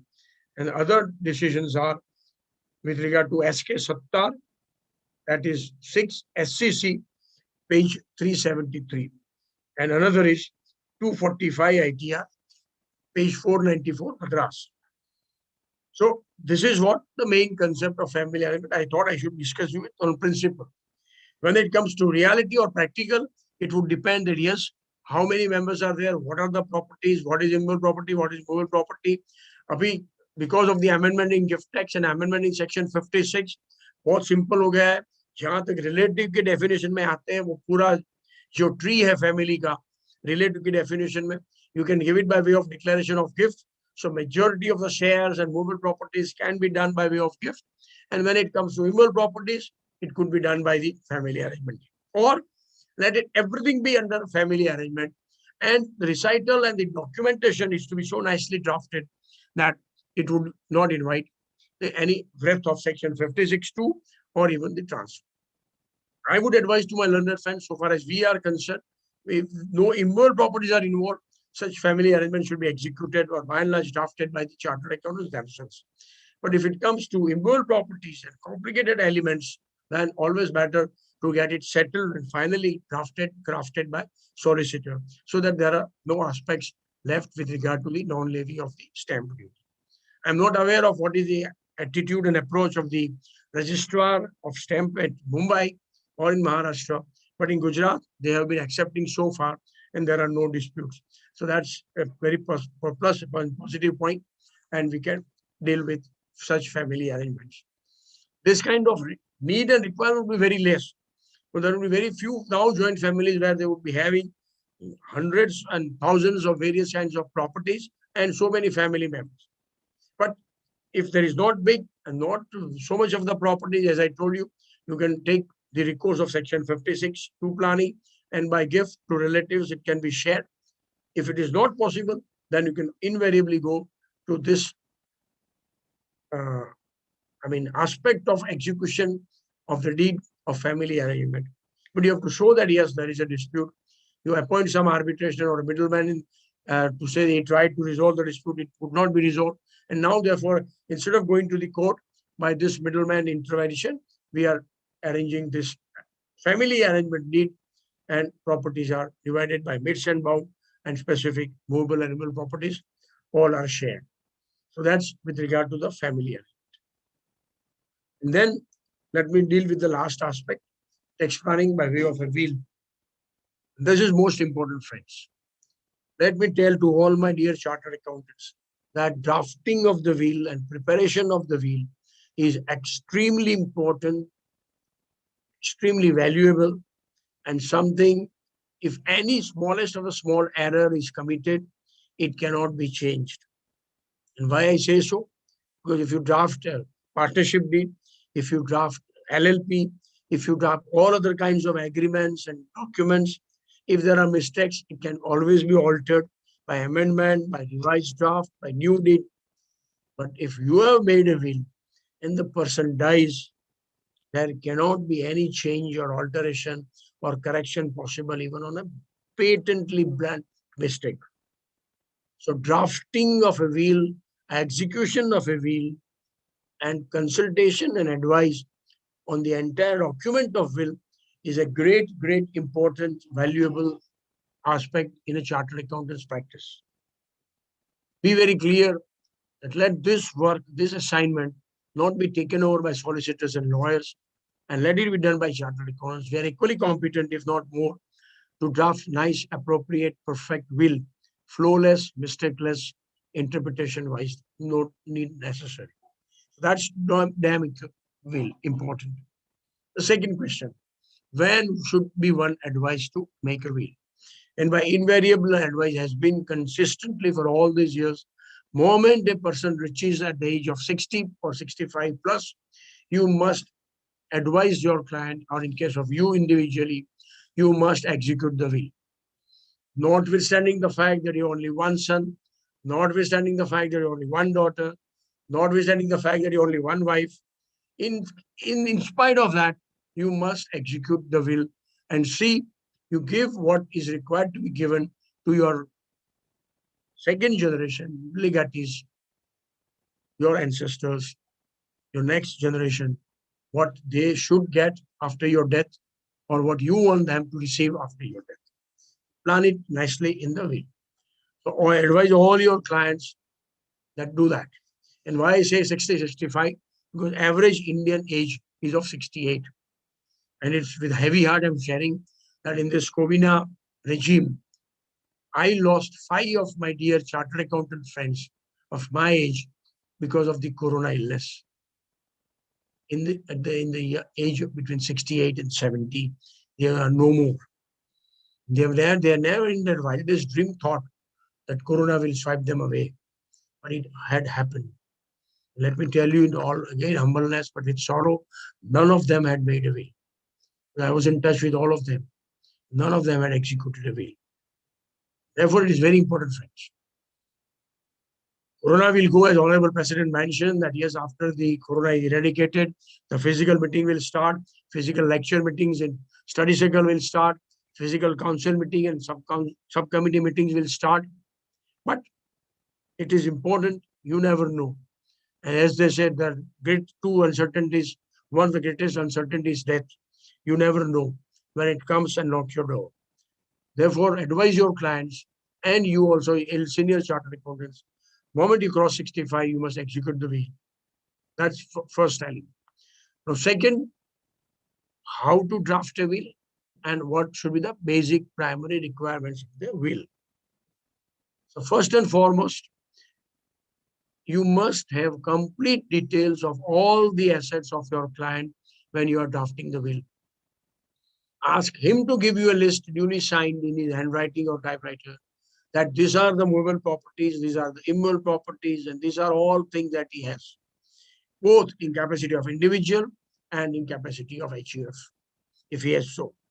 That list must be obtained first and foremost. Second, about his person. What is his age? What is his residence? What are his family members? And in will, he can give whatever he wants to his legal family members as well as illegal family members. So he must tell you that yes, he has an illegitimate child or not. He has another second marriage or second wife or not. And if not so, this is wife, these are son, these are daughters, married, unmarried. These are my only family members, no more. First, obtain the list of all movable and immovable properties, declared or not declared. It may happen that you will come to know this. We have never declared in past wealth tax return. From this, you have never shown the income. Forget it. That will be a separate professional opportunity for you to bring that in books and disclose appropriately in appropriate time. But in will, that should not be missed. Otherwise, that particular property will have a problem with regard to whom should it vest with or go with. Obtain that and then ask him what are your wishes and desires. And based on that, you prepare the will. Then I have a house, it should be given to my son. And here comes the role of the chartered accountant. We have to tell him that if you give the flat in Mumbai and house and bungalows in Ahmedabad or Gujarat, then your son would say one fine morning to your wife, that's widow, his mother, that mom, get out. She has to go out. Invariably advise, and in your case also invariably mention that after your death, after the client's death, the wife and widow shall have unfettered right to stay. That is called a life interest in the house. Or you can say entire house and the flat will go to my wife. And she will stay in the house till she leaves. And after her death, it can be given to my son. But that's your desire. After your death, if a will you have given to the wife, it becomes the wife's property. And she can will it to anyone he likes. So you wanted to give it, the flat, to your wife, and then after her death, to your son 1. But subsequently, if a wife becomes the owner in the cooperative society, her name is entered as ownership. In 712 Uttara, or the document of the title of interest, her name is entered. Then she will be a valid owner and she can give it to anyone whom she likes. So she may give to son 1, she may not give to son 1. She may give it to daughter, she may give it to son 2. So all that is to be taken care of. And therefore, you have to plan accordingly that yes, she has a right to stay. She has a life interest in that. After that, it will go to my son 1. Like that, it can be worked out. Similarly, movable properties. It could be in insurance policy, nomination is there or not. In housing society, whether you have nominated X or Y. Be very clear, notwithstanding the nomination, in shares, in demat account, in cooperative society, in other documents, when the will is there, it will always go to the person to whom you have bequeathed. That is, you have given in the will, and not to the nominee. And therefore, advisable to draft in the will that I am the owner of so many shares, or owner of demat account of so and so, or I'm owner of this and this house cooperative society share, where I have given the nomination in the name of my son 1. But this I want to give it to son 2, notwithstanding the nomination. So there is no dispute. The cooperative society chairman would say, there will be a nomination to son 1 ka, but will prevails that no, it was for the felicitation and convenience. But after death, it goes to son 2 as per the will. So that has to be also clearly mentioned. What are the nominations and what are actually you want to desire to be given. So drafting of a will is very, very important, very precise. Don't draft will for a lesser fee. Minimum we charge in Ahmedabad is 25 to 50,000 rupees for a small will. And when it comes to fancied, well-documented will, it can exceed the limit. That's very important, first aspect. Then let us deal with the text planning through will. In will, you give whatever you want to give to your son, to your daughter, your second son, wife, fine, they will become the owner, and that property or that movable property will become their ownership, and the income from that will be taxed in their hands. Here you can use the tool of, again, for HUF. If a particular property has not been received by any family member, you can in the will say that so much rupees I give it to the HUF of my son. If he gets married by that time, he will receive in the stations of the HUF and receive and possess the same as Karta of the HUF. If he's already a family, you can mention immediately on my death, this will become his HUF property. So HUF funds can be created through will also. It can be given to a daughter. You can also make appropriate provisions. Suppose you are likely to die, you know that you have a cancer or some problem and your life is limited and you want to give, and you made appropriate provision for the daughters. You can make a separate trust for the daughter, or you can give it to a particular direction that so much rupees are to be put in a separate bank account with so much ROI, and all the money should be spent on her marriage. All the functions of her marriage can be met with from that funds. So that can also be planned and worked out accordingly. Then most important is one more taxable entity through will. Friends, I will conclude by 5:40, 5:45, and then we can have questions answered if there are any. I can see there are already about 11 chats, but if there are other questions, please keep asking on the chat, and Dilip Bhai or someone will ask me later, or you can ask. That is the last most important, expanding through will. You give to your son 1, you give to your son 2, you give to married daughters, unmarried daughters, your wife, they will receive appropriately. If there is imbalance, you can balance it out at the time of will also, and by this way it can be done. Most important thing that yes, your client was expecting a death at the age of 70 because he was a cancer, but he's a fighter. And so 70, 75, and at 80 is living. And from 70 to 80 in 10 years time, properties have changed, properties have increased, properties have decreased because the medical expenditure, certain things are sold out. Or he was lucky and there is an augmentation and increase in the family. One more flat, one more immovable property, 10 more other assets. Then you can always have second will. And when you make a second will, invariably mention, I have executed a will on so and so date. The same is hereby revoked and cancelled. And this is my last and final will. And if there is short time and you don't want to draft another will, only some little changes are to be made. It can be always done by way of codicil, CODICI. Codicil is an alteration in the main will. And in codicil, you can mention that I had mentioned that my flat should be given to son 1, but now my son 1 has already earned so much rupees and he is comfortably staying in USA. Therefore, I want to give this flat to my son 2. So by just simple codicil, you need not change the entire will and some mere change can be done. But if there are more than 1 or 2 changes or more than 5, 10 changes, I would strongly advise don't go for codicil, but draft another will. Advantage is that will is very clear, and second advantage, you get the second time fees for the second will. But be as it may, this should invariably be done. So these are the fundamentals of the drafting of a will. And as I told you, be very careful. If nothing is mentioned, anything is missed out, and mistake is there, after the death, nothing can be changed. And it can invite litigation and matters may travel to courts of law. So be very patient and careful and have to draft, redraft, get it approved from the clients, and then only finally execute. Many questions are asked, should be on a stamp paper? Answer is no. There's no need of stamp paper. It can be on a plain paper. It can be handwritten, it can be typed, it can be on computer printer. Only important things are that there should be 2 witnesses to the will. The person, your client, when he's signing, he must have 2 witnesses. And these witnesses should invariably, keep in mind, should be younger than the person who is executing the will. तो कई दफे क्या होता है, वो आदमी जिंदा रहता है और दोनों witnesses मर गए होते हैं. And there if something is challenged, will is challenged, there is no one to say that no, this signature is of the right person. He has signed in our presence and there is nothing wrong in this will. So always see that the witnesses are younger than the person who is making the will. And of course, the executor. Who will execute the will? It can be a family member. It can be one of the beneficiary. It can be one of the recipient of the will. It could be anyone. But give that authority to one of the executor. कि after the death, ये सब जमेला इकट्ठा करके जो बांटना है, सबकी sign लेके, confirmation लेके, सबको बांट देगा. So that's very important. So you have to appoint an executor. You have to see that will is witnessed. Many are advising, solicitors are advising, case of big family, big assets, big properties, huge income and huge wealth, it should be registered. Yes, with a nominal fee, the registry of stamp duty registers such will.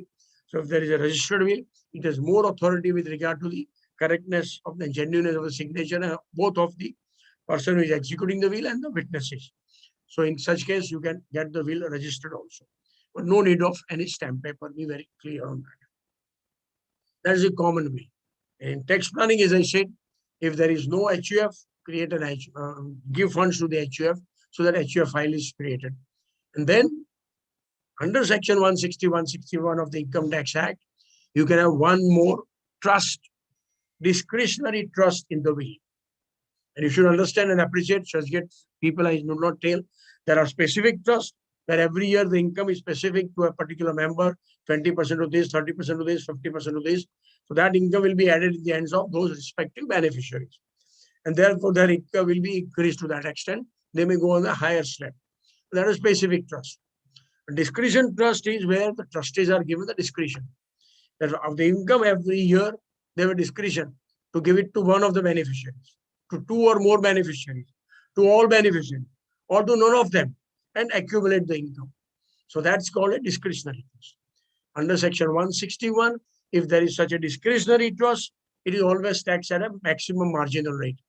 So even if there is a 1,000 rupees of income, straight away you have to pay 30% plus 33% tax. So there is no advantage. Better you give it to an individual who also will pay 33%. But a discretionary trust created through will, and only one such discretionary trust, it will be taxed at a normal rate. So always advisable in rich family, large, big family, where there's more income and less family members, less heads, always create one more discretionary trust. And in that you can mention, after my death, the trust is formed. The beneficiaries are my wife, my son, my son's wife, my younger son who is not married, but his future wife, if by the time she is married, he's married with that, his future sons. So like that, you can jump the future wife and the future next generation children. Like that, you can make a planning. And in this discretionary trust, those persons can be the beneficiaries. So one more discretionary trust to be taxed at normal rate. That trust is taxed in the status of individual. So in my view, and as per the Navneet Lal Trust of Gujarat High Court decision, it is an individual and therefore all benefit of Chapter 6A are available.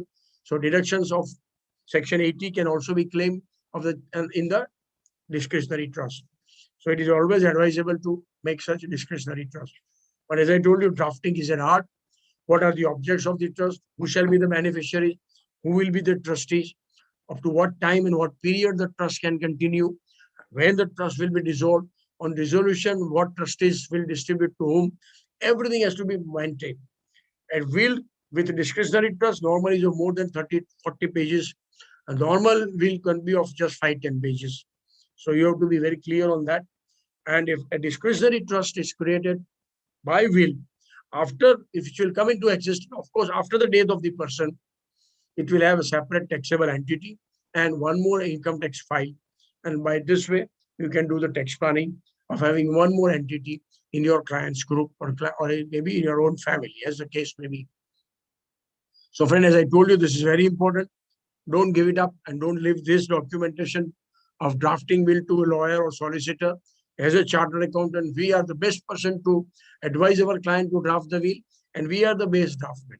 Initially, for those youngsters who don't have a heart, who don't have knowledge or exposure, please go and take the help of a solicitor or lawyer for the first will or the first draft.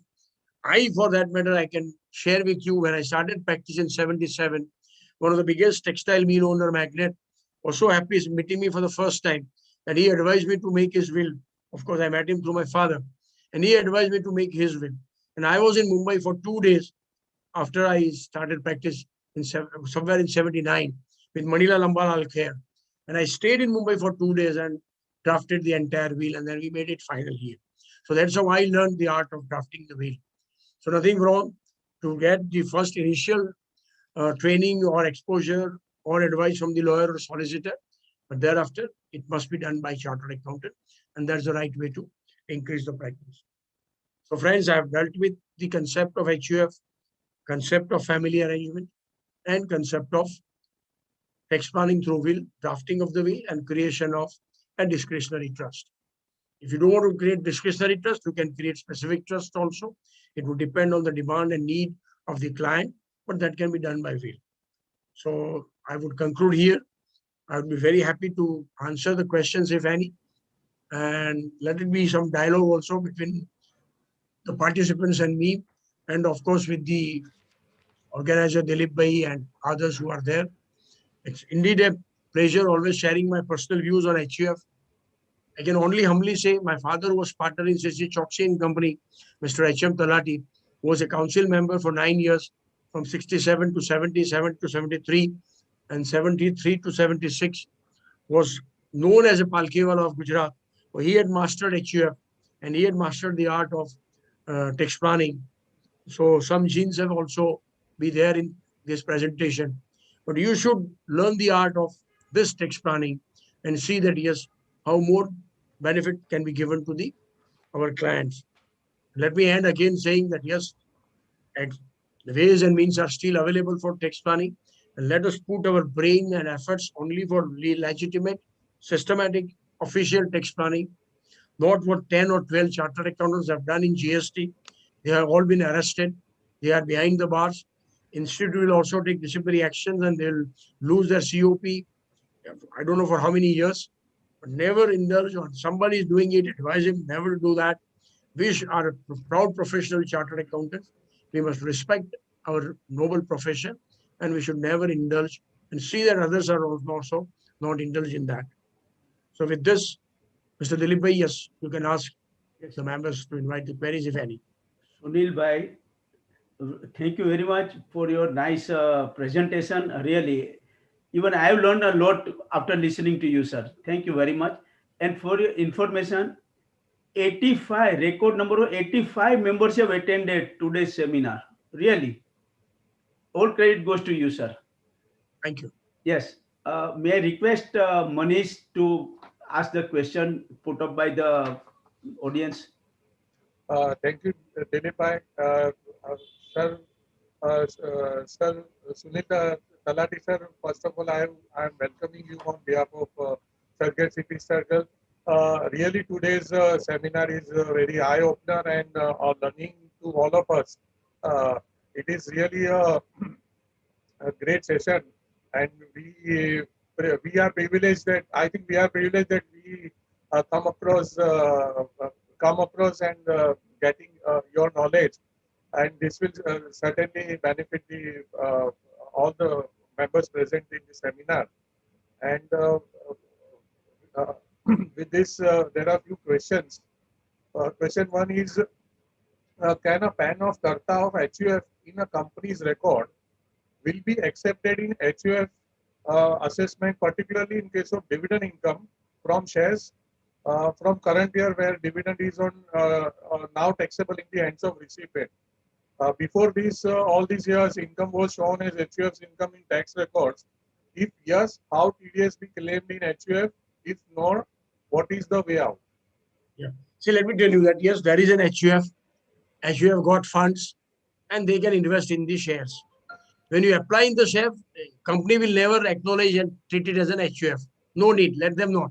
First name is of the Karta, second name can be of any co-partner. It can be of the wife, it can be of the name of a son. Apply in that name in demat account or in the shares, and you are owning that share. First name yours, second name is your co-partner or a member. The check which you are writing for investment in that share should go from the HUF bank account. And the PAN number which you have to mention in that share application or in demat should be your HUF PAN number. So moment the check is received or dividend is transferred by RTGS, it will be on the basis of the PAN number and bank account given by you. It will be straight away credited in that bank account. That bank account is owned by HUF, and therefore the dividend income will be of the HUF. No problem at all whatsoever. Next question is it not possible for a husband and wife to form an HUF? Mere husband and wife together, if they have not received anything from ancestral, and if they receive from the horizontal, it will be considered as an AOP. Because for that, you must have one more person to claim partition. Because two are Hindu undivided family, yes. But how can you say that they are HUF funds because they have not received anything from HUF? There is no one else to share and claim partition. So if they receive horizontal by way of gift, pure husband and wife, if they receive horizontal, AO would be right in taxing them as an AOP. It cannot be claimed that it is HUF. Though husband and wife, as I told you, by Gauli Budana decision, if they receive from ancestral, yes, it is an HUF property, but not horizontal. Next question is, can a person be Karta of two HUF? That is a person in Karta of HUF and co-partner of father's HUF. And his father dies, then he can be a Karta of HUF. Certainly, if you are eldest son and you are a co-partner of your father HUF, your father, mother, you and your sister, you four are the members. Father dies. So now you being the eldest male member, you become the Karta of your father's HUF. And you are married, you have your wife and you have your son. So you are Karta of your HUF also. So you are Karta of bigger HUF and you are Karta of your HUF. Next question is, sir, what value of stamp paper required for creating HUF? As I told you, if you don't have ancestral property received from ancestral upward, vertically, moment you receive horizontally, the declaration of gift is necessary by the person who gives the gift. Along with that, below that, or in a separate stamp paper, give a declaration. I have received this amount of 6 lakhs of rupees from my friend so and so, and I have received it as a capacity of Karta of my HUF. My HUF consisting of myself, my wife, my son, and my daughter. So whatever I have received is received as an HUF. With that document, you go to the bank and tell this is my HUF document, and they will open the bank. Next question is, sir, how HUF have a roadblock in obtaining loan from the bank? If HUF wish to buy property in their name with the help of bank loan, what to do? See, because of the earlier bad experiences, many nationalized banks are not giving loan in the name of HUF immovable property. Because they say in future, if father dies, then there are problems of title. And we don't want to be party to all those disputes in the family. Therefore, many nationalized banks are refusing to give loan on HUF property. So in such a case, you have no option but to go to private banks. And private banks are giving no problem. Next question is, does the partition needs to be submitted with income tax department? Partition deed. Yeah. Partition cannot be recognized unless it is filed and accepted by income tax department. Because આપણે ગુજરાત ભાઈ ઘરમાં પરણ્યા ને ઘરમાં રાણ્યા એ ના ચાલે. Moment you say મારું partition થયું છે, you have to get it certified from the income tax department. Next question is, can a professional do share transaction for his HUF account? Yes, there are serious issues going on in the Code of Ethics Committee. Incidentally, I was a member of Code of Ethics Committee last year. And whether a chartered accountant can do activities of derivatives and earn income. And matter is still in debate. The existing view of the institute is that no, a chartered accountant cannot do derivatives and trading HUF. I mean, in his personal capacity. But my personal view is that if he has HUF funds, if he's karta of an HUF, he can certainly do derivatives, he can certainly do buying and selling of shares in HUF capacity, and that HUF can earn rent income, dividend income, interest income, and even income from capital gain, F&O, derivatives, trading, all. But funds of HUF must be used. That has to be exhibited with evidences. Next question is, can a co-partner or member give a sum to HUF without any tax liability? A member of the HUF can certainly give gift to the funds of the HUF. That is mentioned in the section 56 itself. If Karta is giving gift to the HUF, section 64 would apply, and therefore clubbing would apply. A co-partner giving his funds, there, in my view, there is no problem, no difficulty, it can be given. So a co-partner can give, a member can give, and an outsider can give gift to the HUF. Here it is very important to mention that there is a provision, because that partial partition is not available, and you want to give something to one particular member. How do you give it? So there is a provision in section 10, subsection 2, which says section 10 deals with income which is not liable to tax. And they say any income received by a member of the HUF from the income of HUF. So if HUF has income of 10 lakh of rupees in this year, after paying tax, 8 lakh rupees are left. And from that, if you give 2 lakh rupees check to one of the co-partner, in his hand, it will be tax-free. That is under section 10, subsection 2. So this planning should be done, and I have done in many cases. Next question is, who should be appointed as executor of will, ideally? Any person of a sound mind, number one, and any person who is trustworthy, reliable, and who would devote time. Next question is, can a co-partners give gift to HUF from their own personal funds? I already replied. Next question, can you please confirm if a person can be a karta to HUF? That is also replied. इससे पहले मैंने बताया ना, multiple HUF में तो एक आदमी 15 HUF का करता रहता. Can a HUF receive gift from wife's parents or his brother or his father's HUF? As I told you, any member or any relative or any outsider. So no problem. Next question is, does the date of birth of child become the default date of formation of HUF for obtaining PAN, or we can have any other date? As I mentioned, the decision of NV Narendranath, they have mentioned one decision that an HUF is formed the moment the mother is conceived. No need to give a birth. If a child is conceived by a mother, the HUF is formed. Presuming that child would be delivered, a happy baby would be born. So court has gone to that extent. So moment a child is born in the family, as I told you, HUF is becoming larger, and he becomes the co-partner if he is a son. And after 99/2005 amendment, even daughter will become the co-partner. Next question is, can HUF proprietorship pay remuneration to members if member is also working for generating income? Yeah, this is, I would say, stretching more than required. I would say a member is not supposed to work for Karta, for the HUF. Only a Karta is supposed to work for the HUF. So Karta can be paid remuneration from the HUF income. Co-partner is not required to work for. If he works, it is a voluntary work, and remuneration to a co-partner will be a debatable issue. Another is, can executor be more than one in number? Oh yes. If more than one, always appoint 3 or 5. दो executive appoint किया वो ही दो ही झगड़े तो legally इसको मिलेगा ही नहीं. Appoint 3 or 1. So I think that's all. No other further questions are there. So nice. Over to you, Dilip bhai.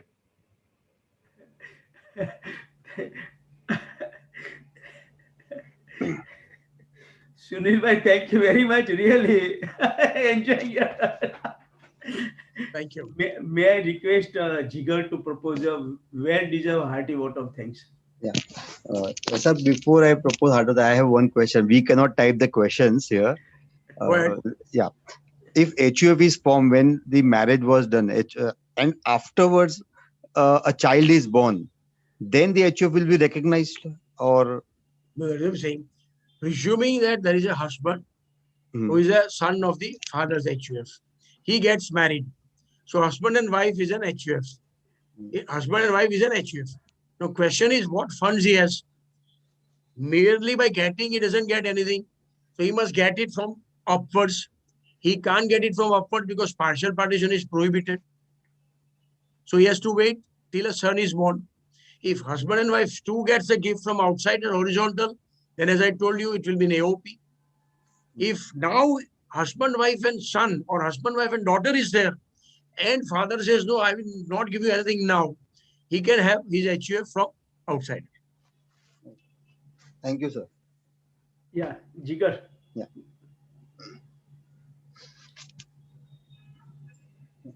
Yeah, good evening, friends. CA Sunil Talati has shared his knowledge and in very convincing manner with us. He briefed us on formation of HUF, rights of Karta, co-partners and members. He started his speech in so convincing manner. We didn't realize that session was started. Defined the gave the definition of the HUF first, and we were through that. We started the session.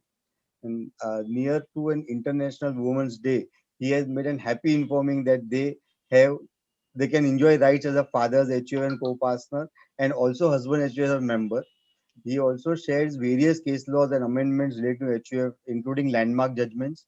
He explained us the various tax planning avenues available to HUF, consequence and procedures of partition of HUF, importance of drafting of will.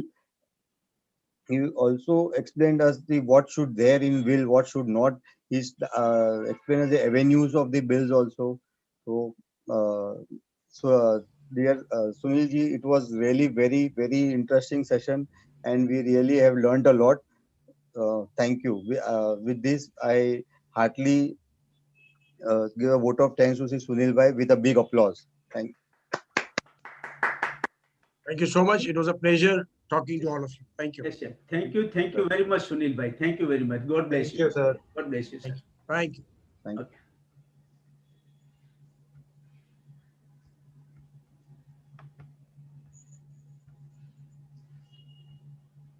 you.